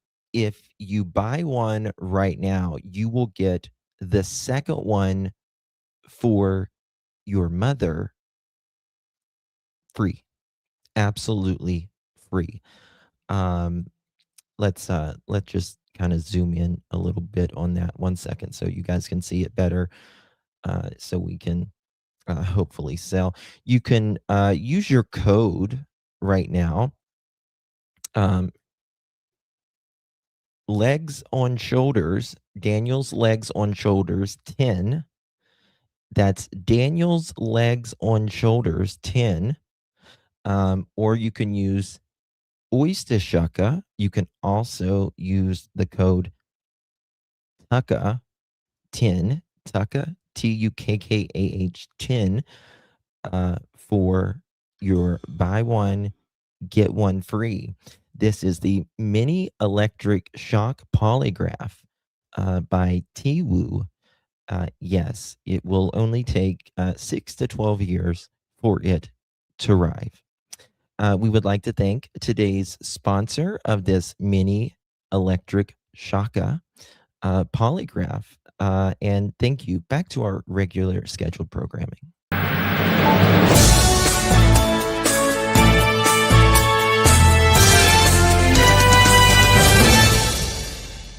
All right. We would like to thank today's sponsor again.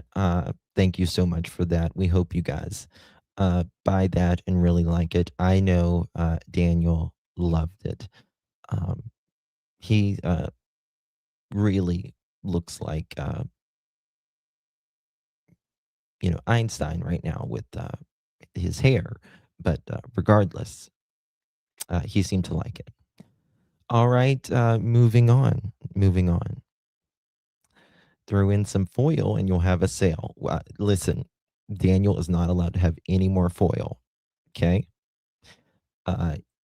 He's already wearing the tinfoil hat and smoking it with the foil as well. So no more foil for Dan. Okay.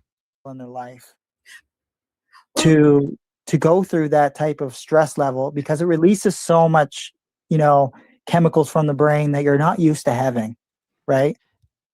Jen, you are late. You are late. Jennifer, to the office, please. You're being paged. Jennifer, to the office, please. You're being paged. We need a late slip for Jennifer. Here we go. We're going to pull her over. You are pulled over, ma'am. Pulled over. Excuse you, ma'am. Jennifer, to the office, please. Jennifer, to the office. Oh, he used my full name. You damn right I did. You have been late 5s of 10s of minutes. Love you, baby. Good to see you. It's like a fight or flight chemical release, but you're sitting there in a chair, like, still. Jen, did you miss our today's sponsor, by the way? Did you come in time? It was right before you just said hello. If you missed our today's sponsor, you need to rewind just a couple minutes. And it's your body's in flight or fight completely, and it's your body's trying to like manage the amount of stress, even though you're innocent.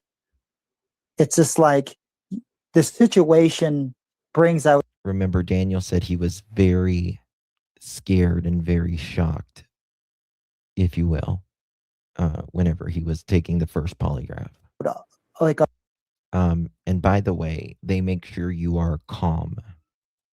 a crazy amount of, chemicals from your brain that you're not used to having, because it's a very intense situation. The intensity is turned up, 1,000%. But that's just it, right? If say you passed your polygraphs, Malaya passed hers, Wade passed his, everybody, Cody passed his, and all that stuff. So, and at the end of the day, then if they passed, obviously they're not admissible. We all know that goes without saying. But obviously the RCMP and whatever are going to use it as a source of, to see. And like you said, it's voluntary. You didn't have to. They ask you, and typically if people, you want to prove your innocence, or there's people that take it that just clearly are freaking ass lying, and that they know that, right? Yeah, they told me most people that are guilty, they don't never show up for the polygraph, right? Because it's voluntary. And So- why? They're telling you that. Guys, we have another sponsor today. Thank you.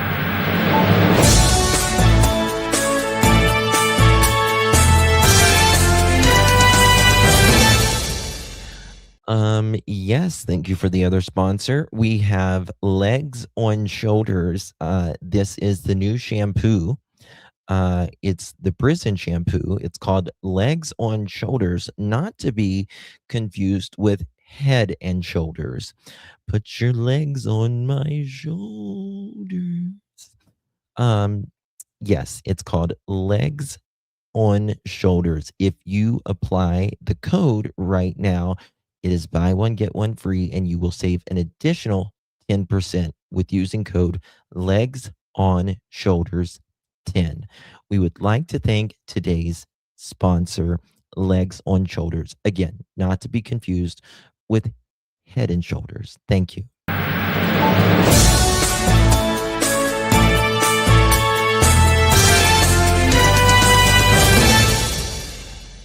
All right. Special thank you to Legs and Shoulders. Thank you so very much. Not to be confused with Head and Shoulders and what's that song? Head, shoulders, knees and toes, eyes and ears and mouth and nose. Well, Daniel, you will be using all of those in the prison. Yes. Head, shoulders, knees and toes, eyes, ears, mouth, and nose. Head, shoulders, knees and toes.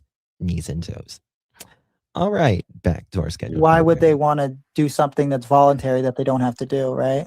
But if you're passing yours, Malaya's passing hers, and so and the RCMP keeps saying that there is nothing to show any signs of abduction, and by that they're referring obviously to they're talking about stranger abduction, like that some random pedo drove down a road, and they were very clear about that from the beginning. So I always assumed that the way that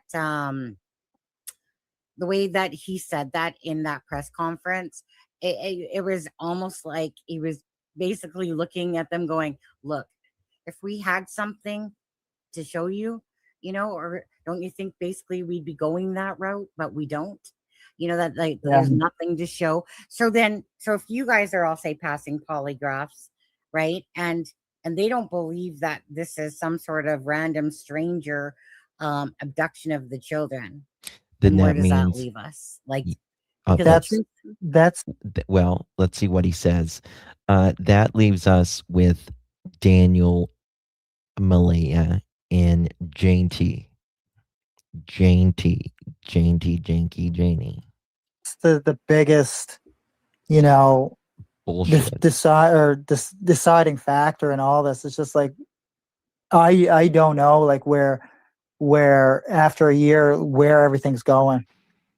Like Well, It's funny you mentioned that, MN, because it's coming right up after these messages. I know exactly your perspective on that, and I have the same perspective. I don't know what the next move is for the investigation. Only investigators know that. But as you said, like, that's why I stopped throwing out all the theories and, speculation and everything, because I'm under the impression everybody passed, and it doesn't Right. do any justice for Lily and Jack to accuse and make up theories if what I'm getting from the situation is everyone passed the polygraphs. Yeah, you just want us to all get over it, don't you, Daniel? Stop looking, everyone. They're 100% not in the woods. We didn't fail the polygraph, but we lie like rugs. So onward and upward. Everyone just get on with your life, even though Jack and Lily most likely no longer have a life. And Daniel, guess what? Myself and my pearls and a lot of other channels aren't giving up. Okay? I'm doing a live stream tomorrow of Summer Wells, and that's been 5 years, almost 6. Not stopping, boo boo. Well, this is what hurts the brain, Daniel, is because, like I said, you try, in my own personal brain, and Charmaine too, she has, like, that thinking brain as well. It That you're trying absolutely to think, does. well, logically, well, if this stuff is, like, they're putting out information He said about he doesn't have proof, past, and but the RCMP document says he did so pass the in your first one. brain, you're trying to understand, okay, 2 children. But I honestly, I don't give a damn if he passed 7 lie detector tests. He lies. It's very easily. I've proved over and over and over again that he has lied in his statements. And to be honest with you, someone like Daniel, who his words, he believes he is, I can't remember if it was allegedly a psycho or a sociopath, either way, and someone that's smoked meth every day, again, his words, for the last umpteen years, I don't think he's functioning that well on with his nervous system, so to speak. Children are missing. The most I likely, don't think he feels. the most likely, obviously typing, see subjects here. would Thank be, you. or suspects would be, looking at the family immediately for family involvement. We know that this is the most common for typical cases, but this isn't a typical case, because it's 2 children on this. So that's where the brain wants to explode, because I've dissected, for what I can take of it, everything that So it you've doesn't said, happen. what I feel is truthful, what I feel like. Again,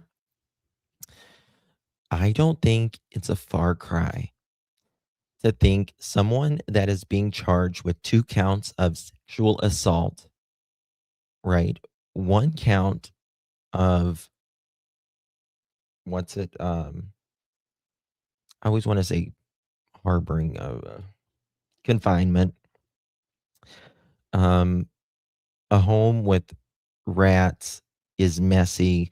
A relationship that is very toxic. A home that is physically toxic with math. And the teachers are calling CPS because they're concerned about Jack and Lily, because they're showing up to school with bruises and they're having to buy them winter coats. And they're in financial straits. They're not having any money come in because Daniel's working 1 day a week. He's getting paid more, though, than that. And Malaya's getting none.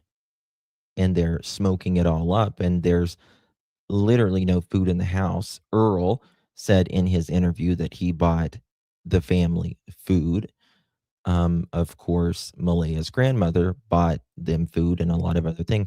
I don't think it's, and also just the absolute provable lies that we have seen from Daniel and Malaya for the last year, I don't think it's a far cry to think, with all of those things going on, that these people could be involved.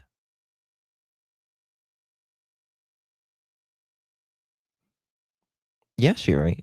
Earl said he bought them firewood, bought them food for the house, and something else.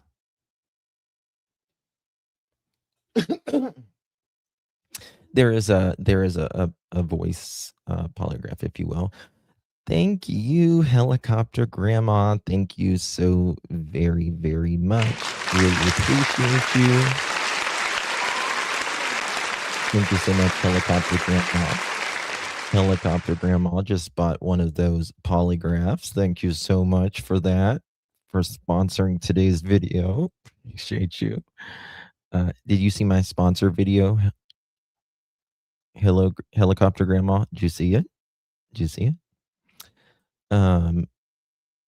Jack was vomiting on the desk in the morning at school. I know. I can't even think about it. I can't even think about it. I can't even fucking think about it. Just like I get flashes in my head of that. I just picture it. Ugh. Mm-mm. Maybe not be truthful. What I feel, the little bit that Malaya has said, but her actions of this all and the lack thereof for a mother of two missing children, and you're trying to take that all in perspective, but yet then you come say to the documents, and then it's kind of like I said about, well, these 4 questions passed, or was truthful and shown to be truthful. I mean, the second set of questions would be more. What I would have expected those to kind of be mixed up with the first questions, to be honest. But did you do anything to the children? Did you take them off the property? Did you have any involvement? I thought that actually those would have been in. What did I miss? I think the very first question should have been, Listen to this. do you have any involvement in Jack and Lily's disappearance? Right, but it was, did you murder? Yeah. Right. And I think the second question No, should have been, no, Frosty. No. Daniel worked 1 day a week. He got paid, I think, for 40 hours as long as he showed up 1 day a week. And they were getting like close to $2,000 a month with like Canadian pay. Malaya was, until the last few months, because Daniel defrauded the government, allegedly, and he filed his other 2 kids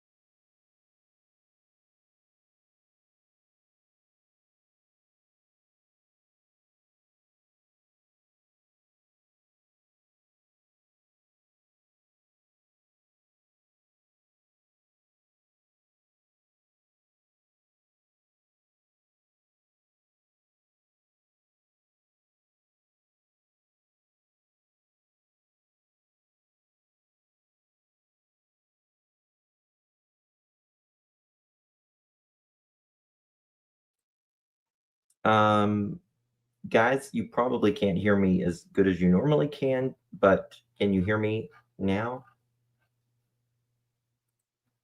You probably can't hear me normally as good. I'm using my other microphone, but you should be able to hear me. Does it sound okay?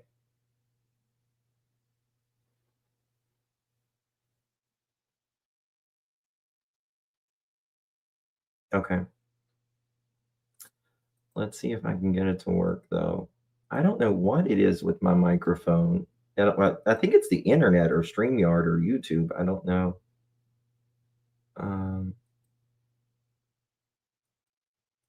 But it's not picking up. It's weird. I need to check it out in a second. A little far away, but good. Yeah. Okay. Let me see if y'all can hear this now. Do you know where I can't hear that. So I don't know what's going on.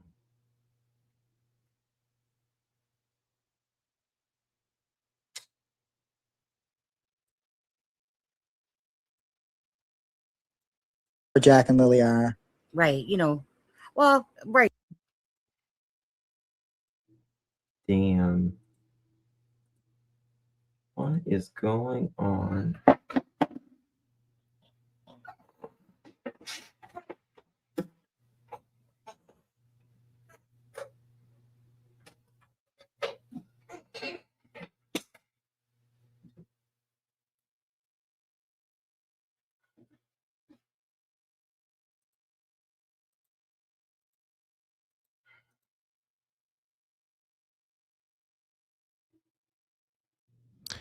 Okay, maybe that should work now. All right. It might be my cord. It might be my cord that's going out. I don't know. We'll see. Okay. We can hear you. Maybe you have yourself. Well, no, it's the input output thing, but I think we got it now. Hopefully, we got it now. Right. Things that are leading to is he telling the truth or not? Anyway, so it really just boils down to is that the head explodes because you got all this information, but yet you still can't make sense of it. Yeah, and that's why investigators urge me not to just lay in bed every night and go over everything in my head, because it'll drive you like mentally insane. Like there's no other way to put it. You're trying to look for something that maybe not there, and it just drives you crazy because like I can tell like your mind's going wild too. Like every time that I talk, it's like what? Leslie, where's Leslie going? Hold on. Where's Leslie going? Okay, I really need to go see what's happening outside BR. Take us with you. Listen, we are live breaking news. Take us with you. Hey, I was in someone's pocket the other day. They were typing in chat, and I was like, get us out of your pocket. They were like, a few seconds later, they're like, oh my God, I'm sorry. Daniel, if you're watching, he is, even though he says he doesn't watch YouTube. Know that you should have done better for those kids. He absolutely should have.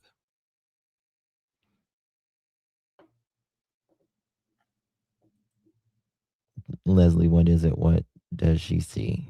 I don't know. But we're going to find out. Is the satellites, the red, white, and blue ones, are the worst? Well, he thinks it's the RCMP. What's a different perspective we can take, or what's a different angle that we... Wait, what's in the yard? It might be Leslie's milkshake. Brings all the boys to the yard. Love you too, Deb. Good to see you, honey. Oh my God, the cat has zoomies. Uh-oh. You want to see a monkey have zoomies? We can look at, and it's like everybody passed their polygraph that I'm aware of.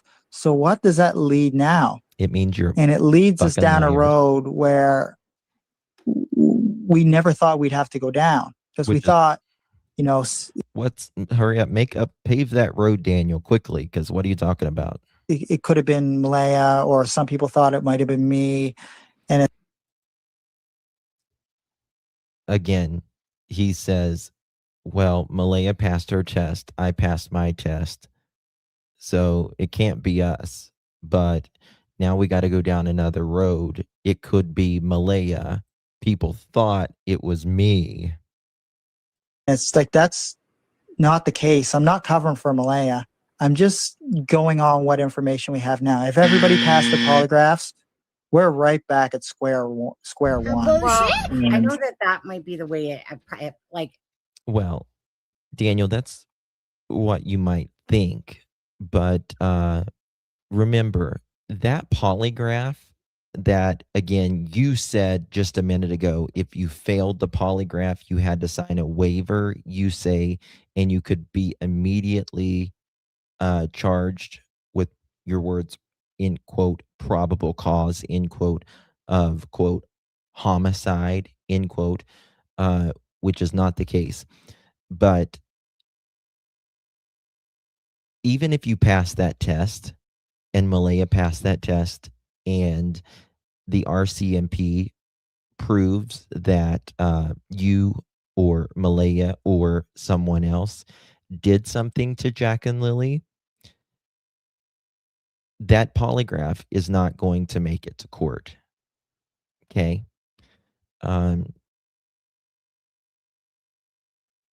So it's not going to do you any good. But I passed the polygraph. Well, we have you here on camera at this time, or we have you doing this at this time. See, they prove a polygraph is just a tool. It's just a tool. People pass them all the time that lie, and vice versa. People who are not lying fail them.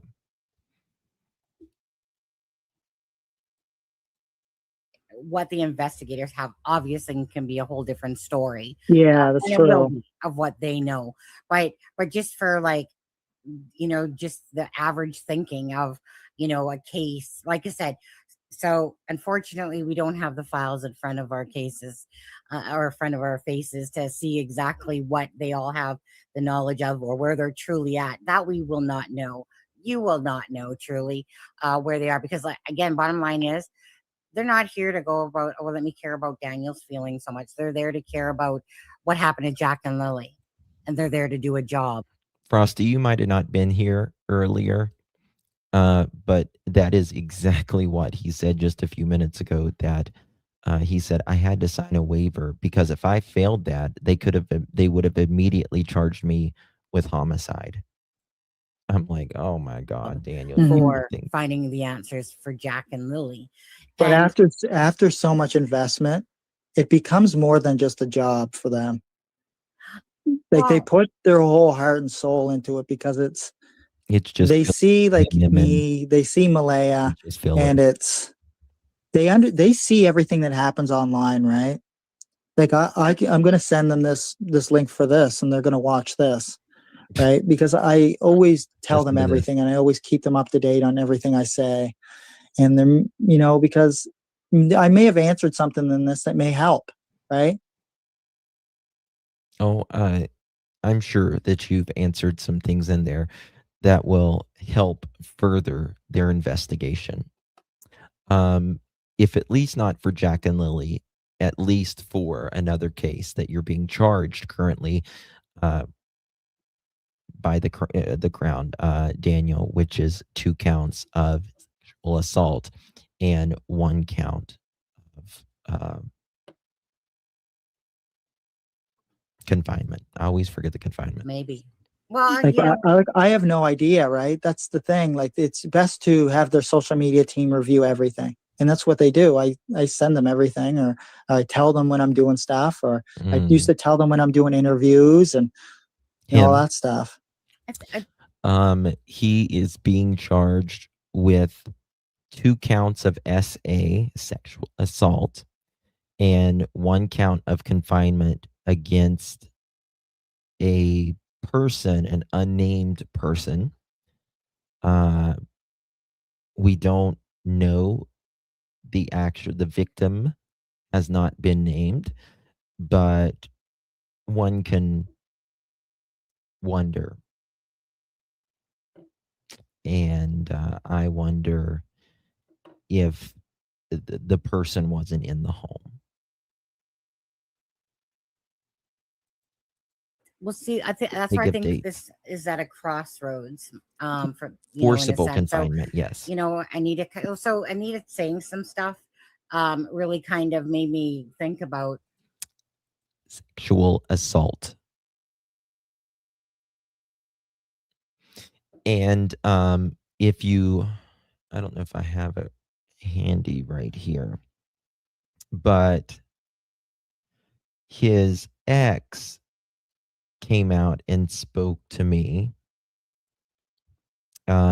He had this girlfriend after Jack and Lily went missing and Malaya left. And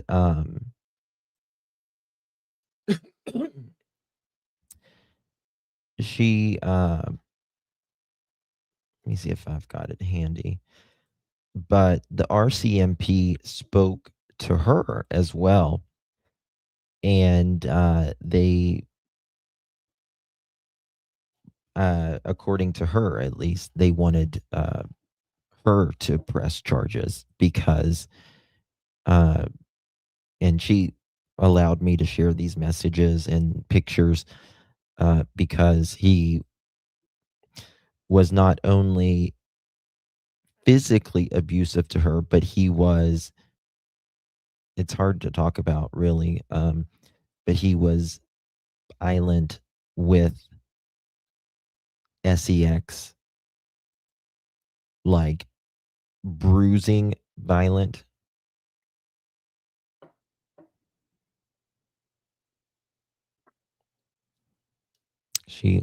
Canadian also uses the Commonwealth laws in some cases. Yeah. Hey, Miss Joyous. Good to see you, love. It's a pattern. Yes, exactly. Yes.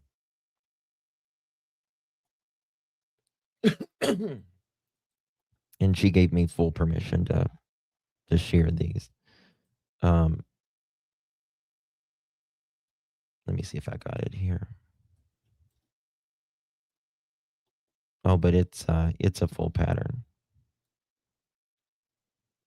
Oh, by the way, let me show you this real quick.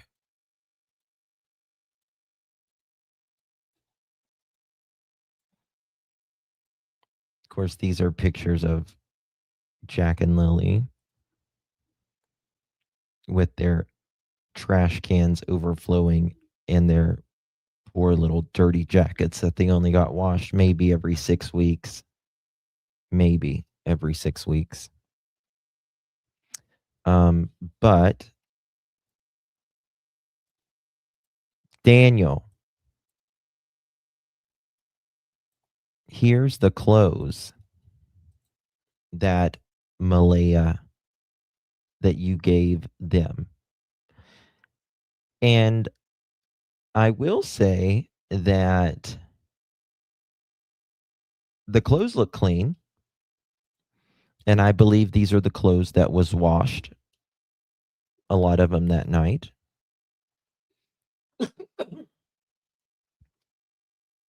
Hey, darling, let's not forget about the text that to that woman, red flag. Oh, I know. He said he wanted her to fall asleep so he could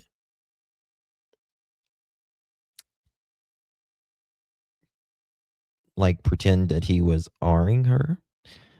And if she woke up and said to stop, it was hurting, that he would just do it harder.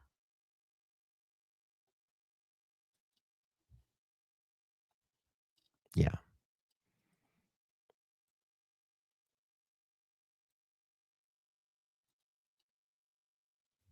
Here's one of the pictures.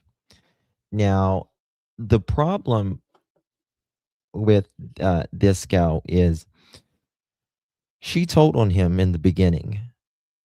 And then, like a lot of people do, she said that she was lying because they kind of smoothed things over for just a minute. And she said she was scared and all of that stuff. and she just didn't want to be in it anymore. And then she said he did do it. She was scared and all of that stuff.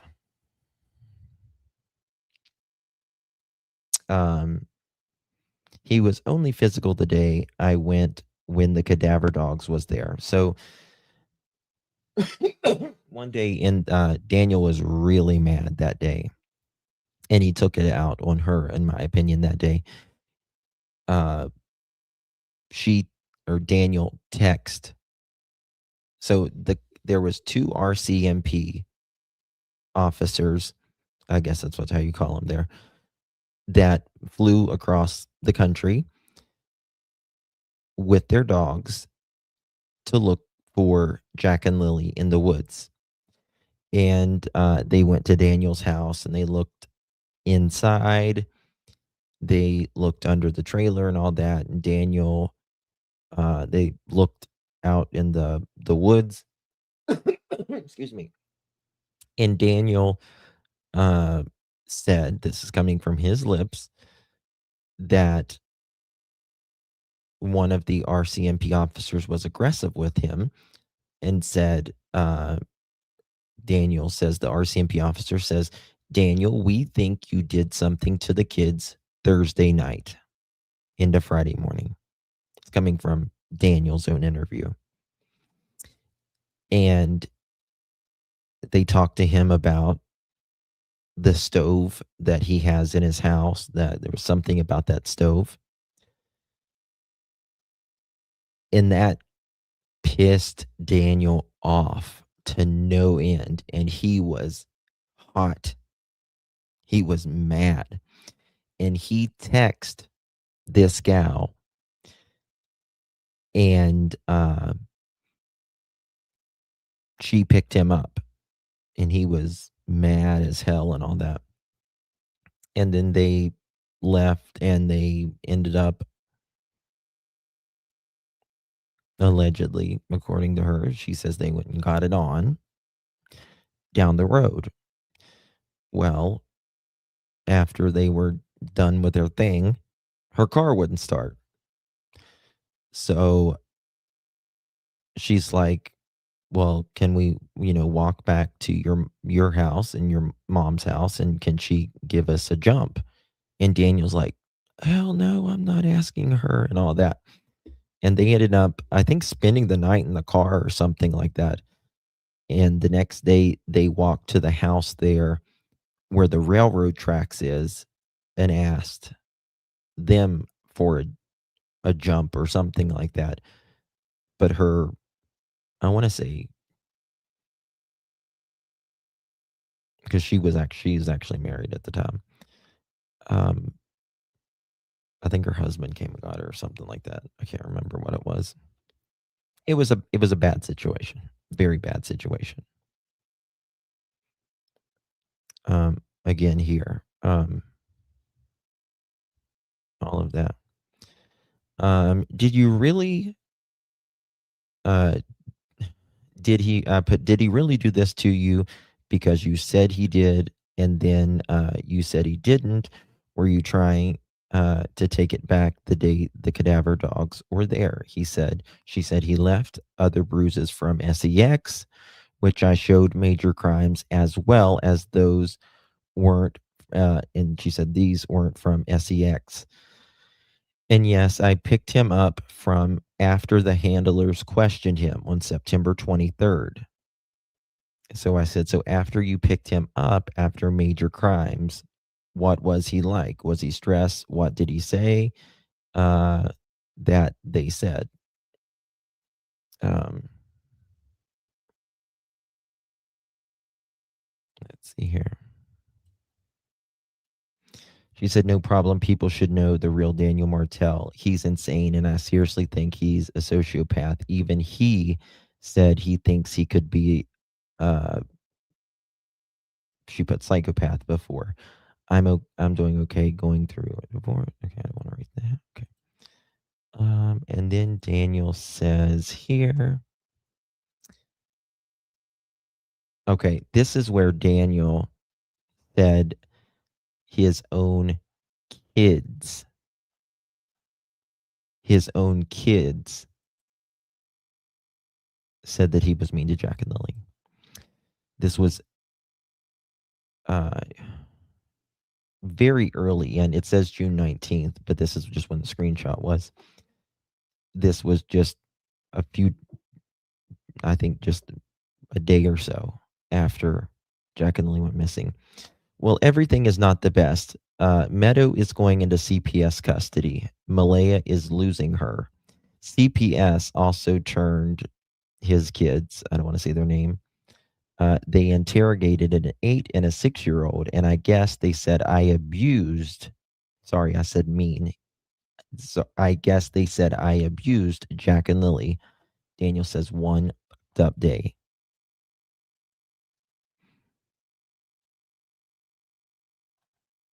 He says it. Helicopter, thank you so much, Mama, for gifting me 2 pearl necklaces.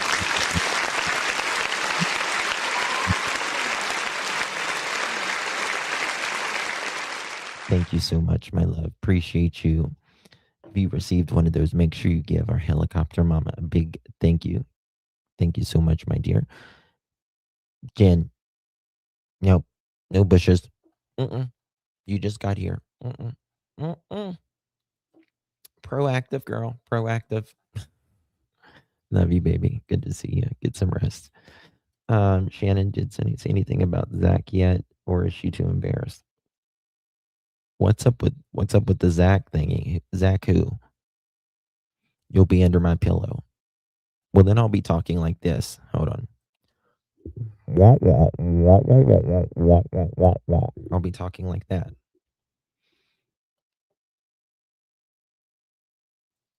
Justin, there's several gifts on the other side. Okay. Mods, make sure I don't forget to thank people for the gifts in just a little bit. One tough day, but he never denied. Oh, well, this is the thing. It wasn't just his kids that blamed him of being mean to Jack and Lilly. Not even close. Not even close. And he tries to act holier than thou.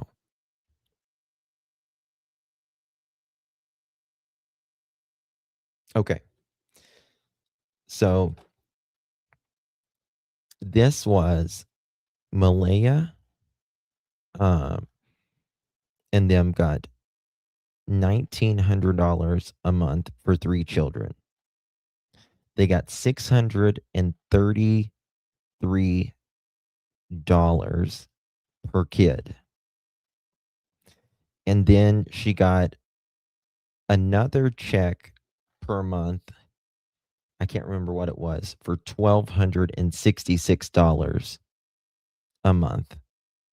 It was like a second check. So $633 per kid times 2 kids, because the Daniel ended up saying that there was actually 5 kids. So he has to back pay for the 2 kids. Right? So $1,266 per month times 24 months. And he just said the other day that he says he didn't file for 2 years. That would be $30,000, which is exactly what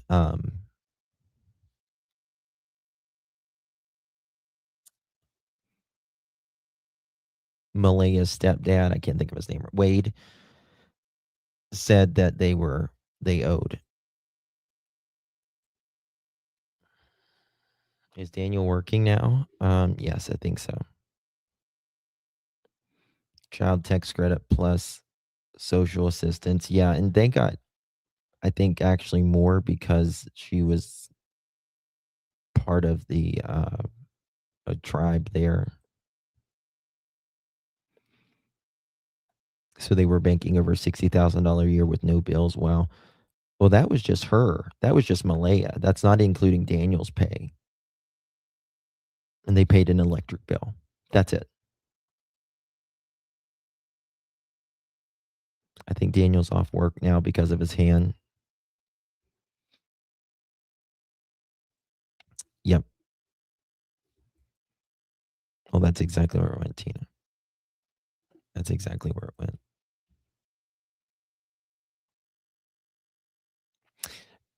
Again, we want to talk about the drones. The drones.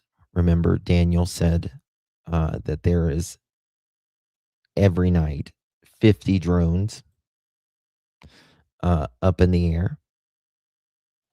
And 4 of them, he says, is the RCMP watching, protecting him. He says, yeah, some weird things just happened outside. That's why I never messaged him and Janie. Guys, I'm not even trying to be funny when I say this.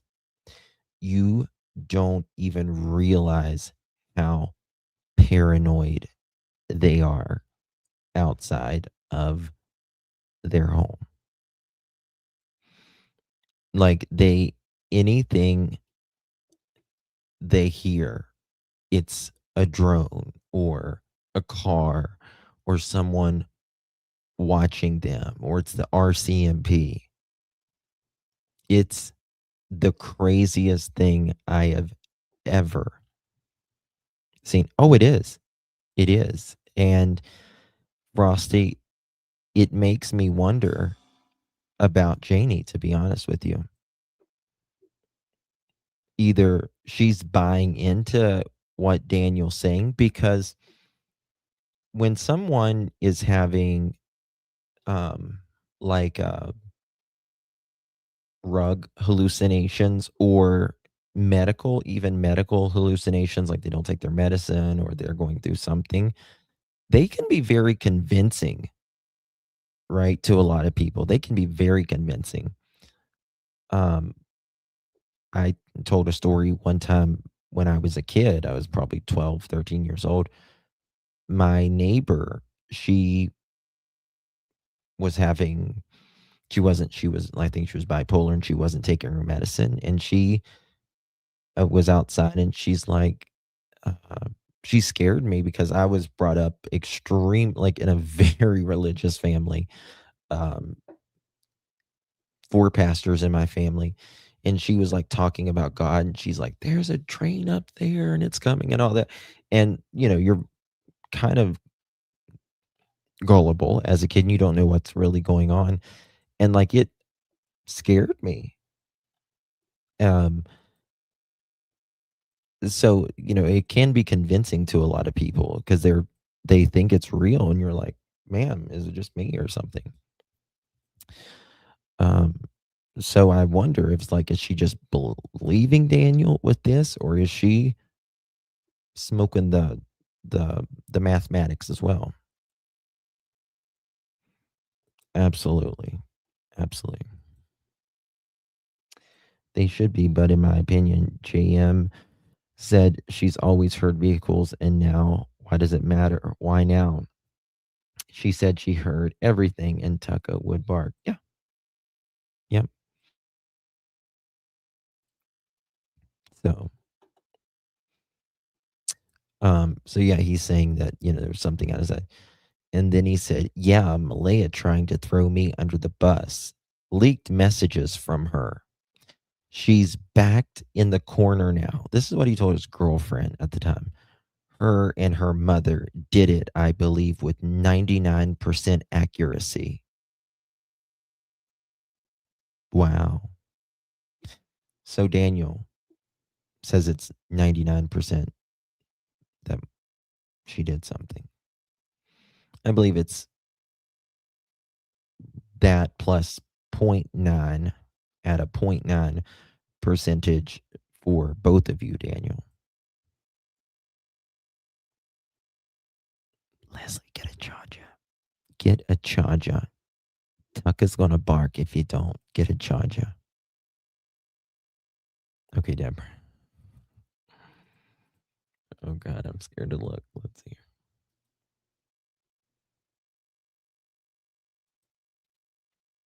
Oh my Lord. Okay.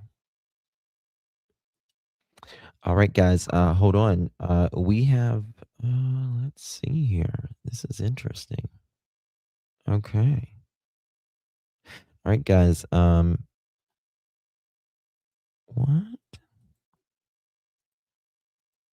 All right, guys. 1 second. We have a sponsor. 1 second, please.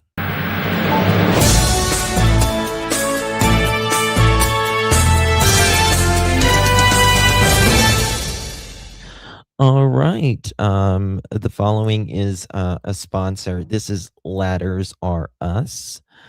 Ladders Are Us. That is sponsoring today's video. This is not real, but just amuse me for a minute. This is brought to you by Ladders Are Us. If you add Martell Crystal into your discount code, you will save 10%. Also, if you can also use the coupon code TUKKA, TUKKAH, TUKKA 10, TUKKA 10 for an additional 10% off. This is Superman. Super Mattel uses these ladders. They are built right in Pictou County, and they are adjustable. So if Superman, Tucka, and a witch with a rake uses it, you know you can trust Ladders Are Us.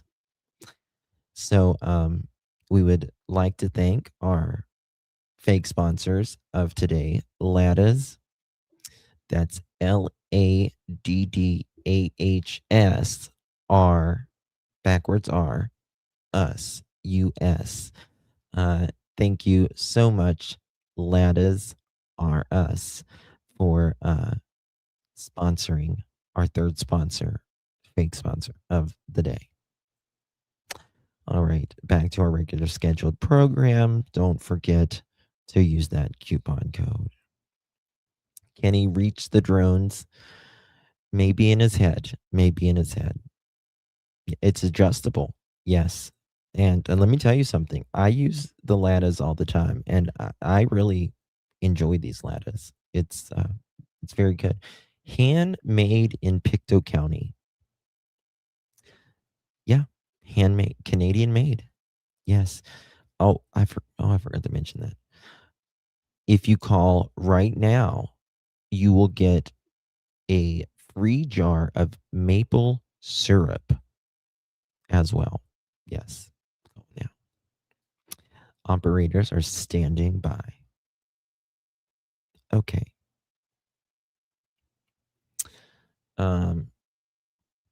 This is about the RCMP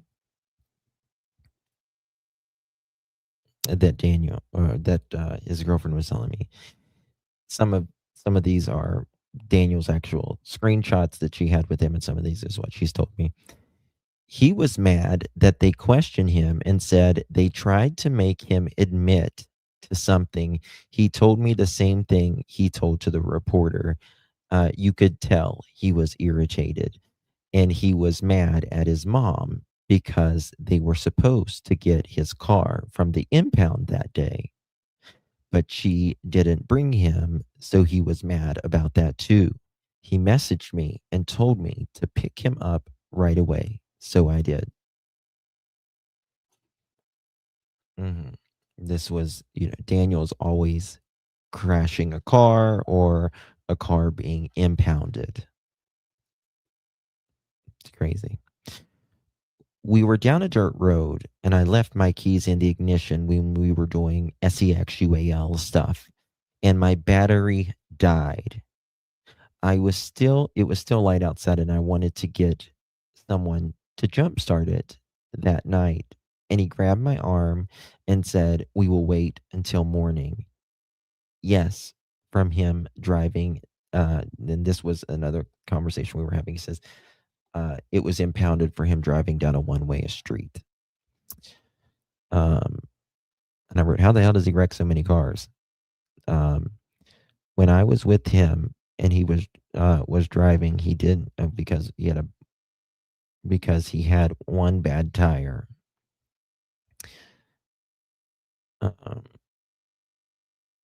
I said, it's just so weird. He's wrecked like 4 vehicles in the last 8 months. She said he wanted to wait until morning when her car went dead. My dad and husband ended up calling the RCMP and they pinged my phone, but couldn't find my exact location. Now, I find that interesting, right? I find that very interesting because they are right there in Pictou County. I just thought of this. They are right there in Pictou County at the time. And they're just right down the road from the house. And the RCMP, she says, supposedly tried to ping her phone because they were actually searching for her. Her dad and her husband was searching for her. I do know that. And they couldn't find her exact location. I didn't have signal to tell them what was going on, so they almost put out a missing persons report for me.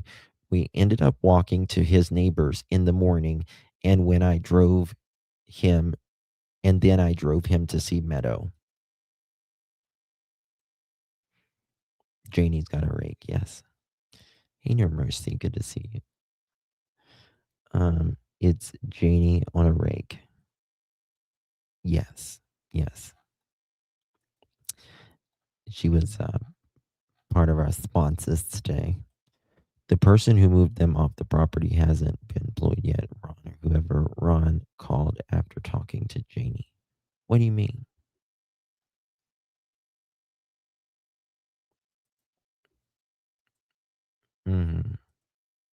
Well, Daniel drains anything. That's the problem, right? Daniel drains anything, everything. There's nothing left after Martell gets a hold of it.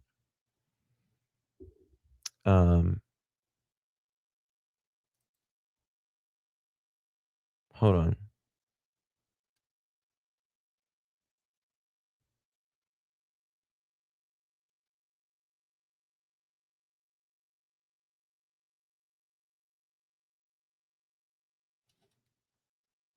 One second.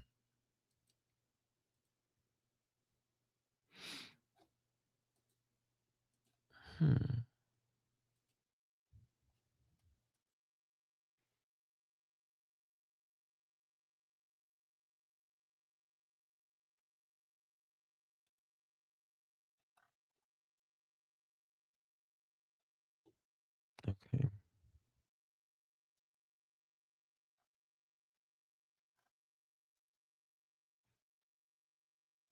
This is weird.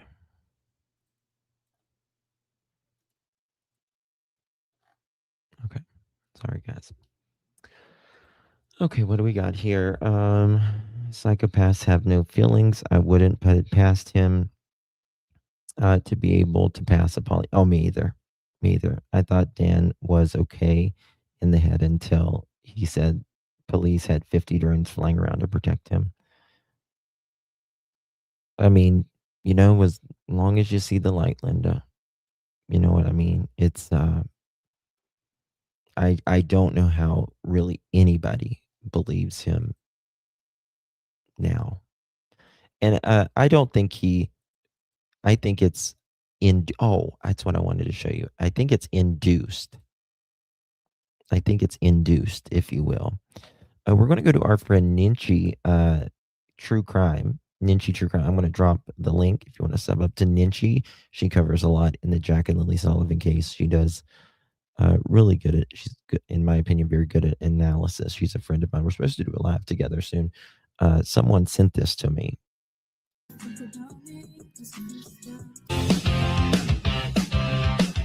Oh, look at this.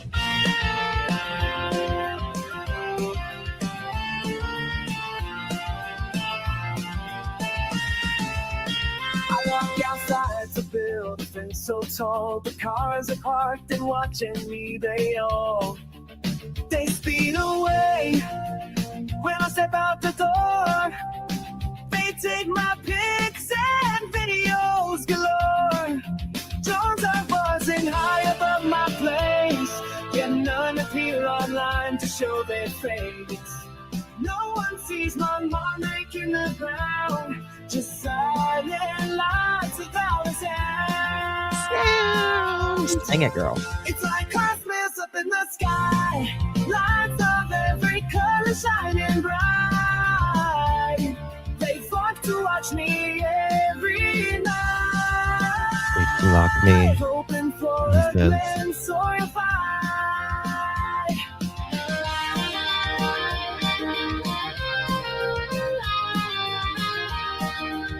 I run so fast, they can't keep up. They chase me through the wasted flush. Every night it's all the same. Do they even know my name? Daniel says they're watching you. It's like Christmas up in the sky, lights of every color shining bright. They thought to watch me every night. 50 of them. Hoping for a glimpse or a fight. In my mind, the drones are friends. Red and white and blue, they blend. Watching out to keep me safe, but who's behind this endless chase?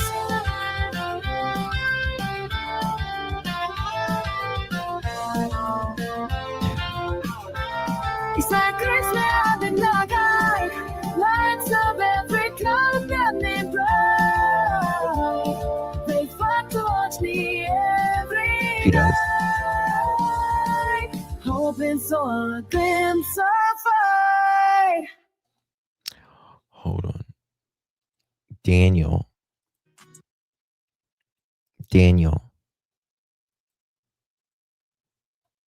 That's Tucka. But I'm not looking at Tucka. I'm looking at these rocks. That's for you, Daniel. That's for you. Thank you, Miss Barbara. Appreciate you, darling. Appreciate you very much. Love you. Hope you had a great day. Thank you so much, Miss Barbara. Appreciate you very much. Hope you did too, my love. Thank you very much for your support. Do appreciate you. Miss Sassy's built in the bushes. Miss 9 months already back in the bushes. I love you all. Miss Rooney too. Love you too, darling. I've really got to do a live stream with Remy soon. That's our friend Ninchi True Crime. Make sure you sub up to her. I dropped the link there in the chat. You will love Ninchi. She covers very in-depth to Jack and Lily's case as well. It kind of does, doesn't it? Kind of does. All right, guys. Thank you all so much for joining me. I really do appreciate you all. Did you know when you and Ninchi will be doing a live show? We've got, I need to email her, and we've been talking about it. We just seem to never do it. We got to do it soon. I would love to do a live with Ninchi. We're going to do hopefully a dual live from her channel and my channel. But gifts. Yeah. Thank you for that. Thank you for that. Ooh, God. 1 second. I got to get my charger or my phone's going to die.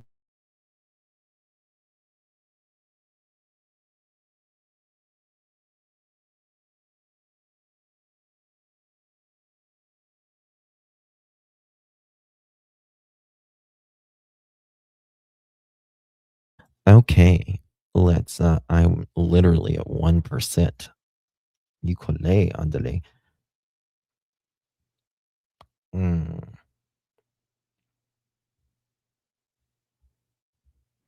It's just crazy to me how these people treat their kids, their loved ones. It's beyond anything I've just ever seen. How can someone be that fucking miserable treat their kids like that. It's beyond. It's just crazy. It's nuts. I couldn't treat any human being like that. I don't care if I mean, I don't know. It's disturbing. Like you're like, don't get with someone if you don't want stepkids. There are plenty of men and women out there that are the best step parents ever. You know what I mean? Like they're the best step parents ever. It's like most step parents are good or decent. And there's no such thing as anyone being perfect. None of us are perfect. We're all very flawed. But I don't know. It's nuts. Okay. Donna, thank you so much for the 30 clutch jewels. Really, really do appreciate you, my friend. Thank you so very much. And thank you for the $10 as well. Thank you so much for the 10 hearts. Appreciate you very much. Cindy, thank you for the 250 jewels for disco bonds. Thank you so much. And Miss Wendy, thank you for the floating 10 jewel hearts. Appreciate you, my love. Thank you so much. Very kind of you. And Acadia, thank you for the 250, what was it? The 250 disco, laughing discos. Thank you so much. And Wendy, thank you for the 10 jewels. Really do appreciate you, my dear. Acadia, thank you for the 20 party jewel hats. Thank you so much, my dear. Thank you. And Miss Sherry, very kind of you. Some 550 jewels to stay hydrated. Thank you so much. Really, really appreciate that, my friend.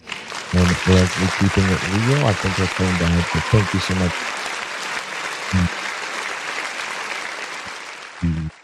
The 6 chili jewels. And thank you so much for the 250 laughing discos. Thank you so much. I appreciate you, my dear. And I think that's it. The pile of rocks. Hold on, what was that? The pile of rocks is a native thing called in Ush. How do you say? I don't know how you say that. We'll call it an oyster shucker.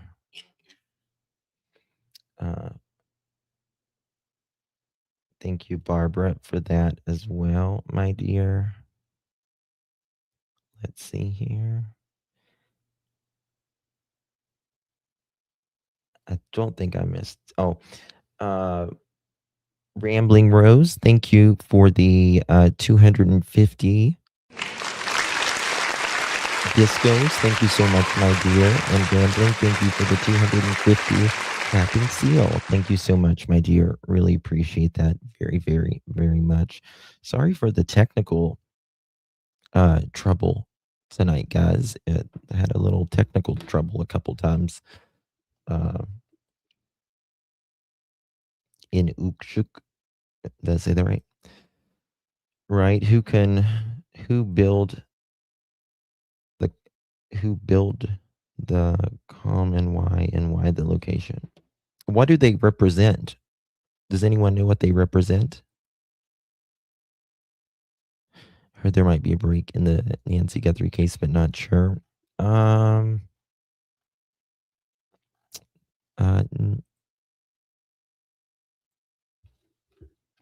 Let me see here. I'll ask my friend who's local there. He text her. Khloe Kardashian is obsessed with watching the Nancy Guthrie case, by the way. Did you know that?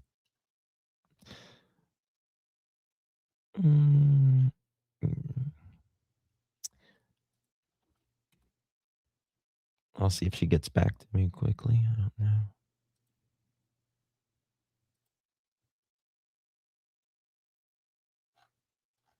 No, I haven't seen anything in Nancy.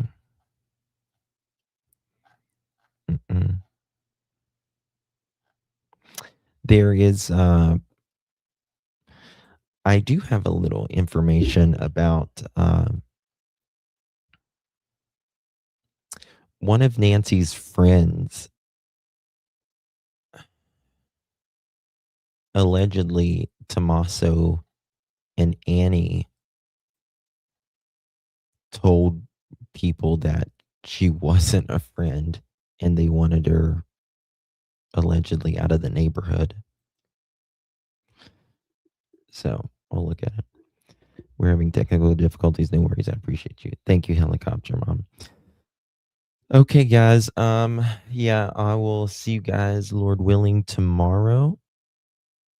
And Kimchi, well, I don't know if I have sources everywhere, but I try to make sources wherever I can. If there's something happening, I try to shimmy on in somewhere and try to give you guys good sources. I've got someone close to Pima County Sheriff's Office. Thank you, damn. Good to see you, friend. Thank you so much. Thank you for your honest zero filter coverage, for keeping Lily and Jack in our hearts, minds, and prayers. Thank you for being there. Thank you for your support, my friend. I appreciate you very much. I just want Jack and Lily found, man. I know you do too. I know you do too. You're there at every single one of the Jack and Lily, and we just we have to keep their name out there, because this is the thing. Cases spike and they go down, and they might spike again if there's something big in the case or whatever, and there's always little trickle things that come through. And then there are people that just completely give up on them if you're not getting 1,000 people in your chat.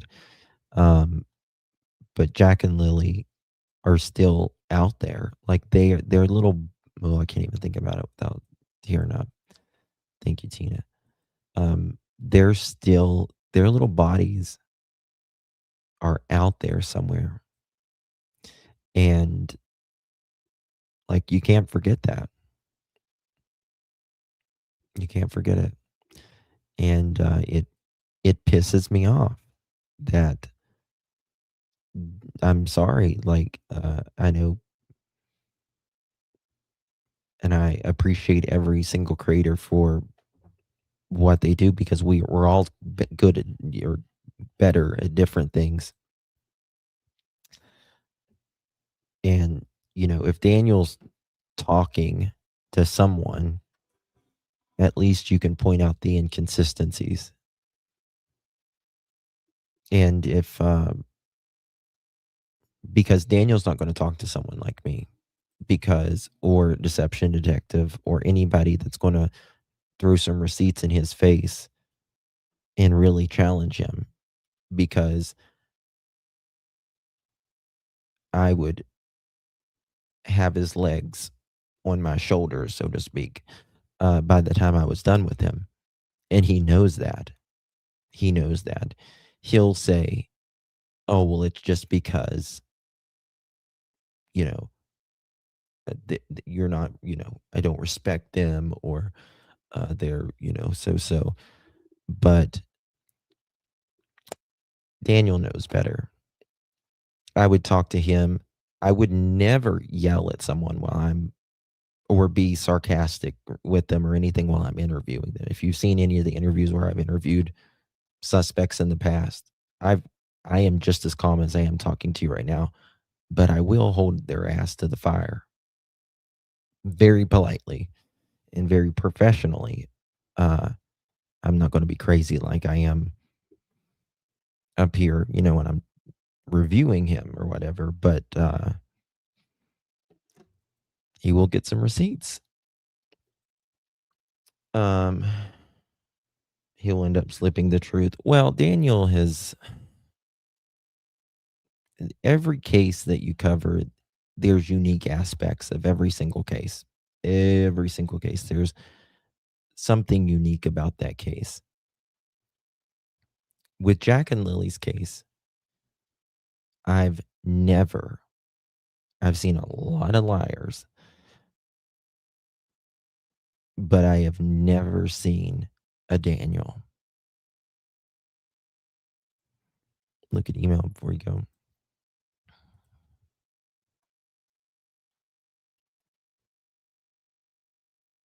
Okay, those piled of rocks indicates presence of humans non-traditional marker. Really? Hmm.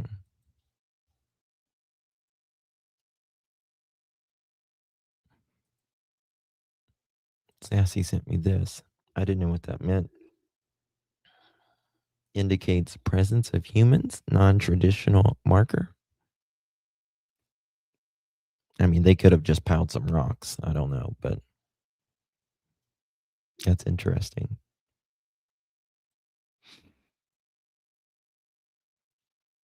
And let me tell you something, you know, Brandy's my friend, and if I can keep my cool with Stacy Wanderer, I can keep it with, because Stacy Wanderer, probably Stacy, and now that you say that, like Stacy was a better liar than Daniel. He had no idea. Yeah, he had no idea. I mean, Stacy was a better liar than Daniel. Not going to stop. No, not going to stop for Jack and Lily. I'm glad Belinda got or is getting a new attorney. I'm really glad about that. Actually, I think she's kind of needed that for a long time. Wandra, yeah. I spoke to Stacy Wandra, and I just played it very cool the entire time. And then Josh came up. We were kind of playing good cop, bad cop. And Josh came up and just fucking nailed him at the end. And then Stacy calls me and screams at me and calls me every slur you could think of, and then text me, and then sent me an invoice to pay him for an interview. Yeah, right on that. Yeah. Oh yeah, Josh nailed him, but I got what I wanted out of him, so it worked. Yeah, I think you sent Josh an invoice too. He's pretty delusional, but Stacy would even try to make things believable. Daniel doesn't even try to make things believable. That's the crazy thing. Like, he just spits it out and expects you to believe it. He doesn't even try to make you believe it. He just gives you some poetry, you know, words, what I call him. Let's call it Daniel's poetry. You know, the magic is just lost in the house. And, you know, I put my hand against the car and just said bye. And then Malaya writing, you know, love you, Daniel, with lipstick in the bathroom mirror, he says. And she took my 2 sweaters. That's all she took. Like, Daniel wants to be in a Danielle Steele romance novel when he's in Crackville. Doesn't work that way. It's Daniel's delusions. It is. It's crazy. Very dramatic. Very dramatic. But he'll be someone's bitch real soon. I can't wait. All right, guys. Thank you all so much for joining me. Love you all. Appreciate you.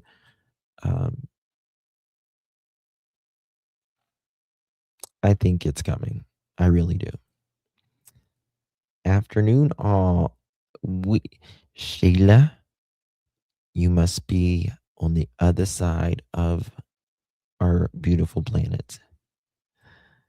It is far from afternoon here. It is almost night time. Well, it's past night for a lot of people. It's 11:21 here. But afternoon to you. Love you, darling. All right, guys. Thank you all so much for joining me. I do appreciate your time. I know you guys have a lot of choices, and you can choose to be anywhere on YouTube, anywhere on the planet. And I really do appreciate you guys for choosing to be here. Thank you, guys. Good night, everyone, and God bless.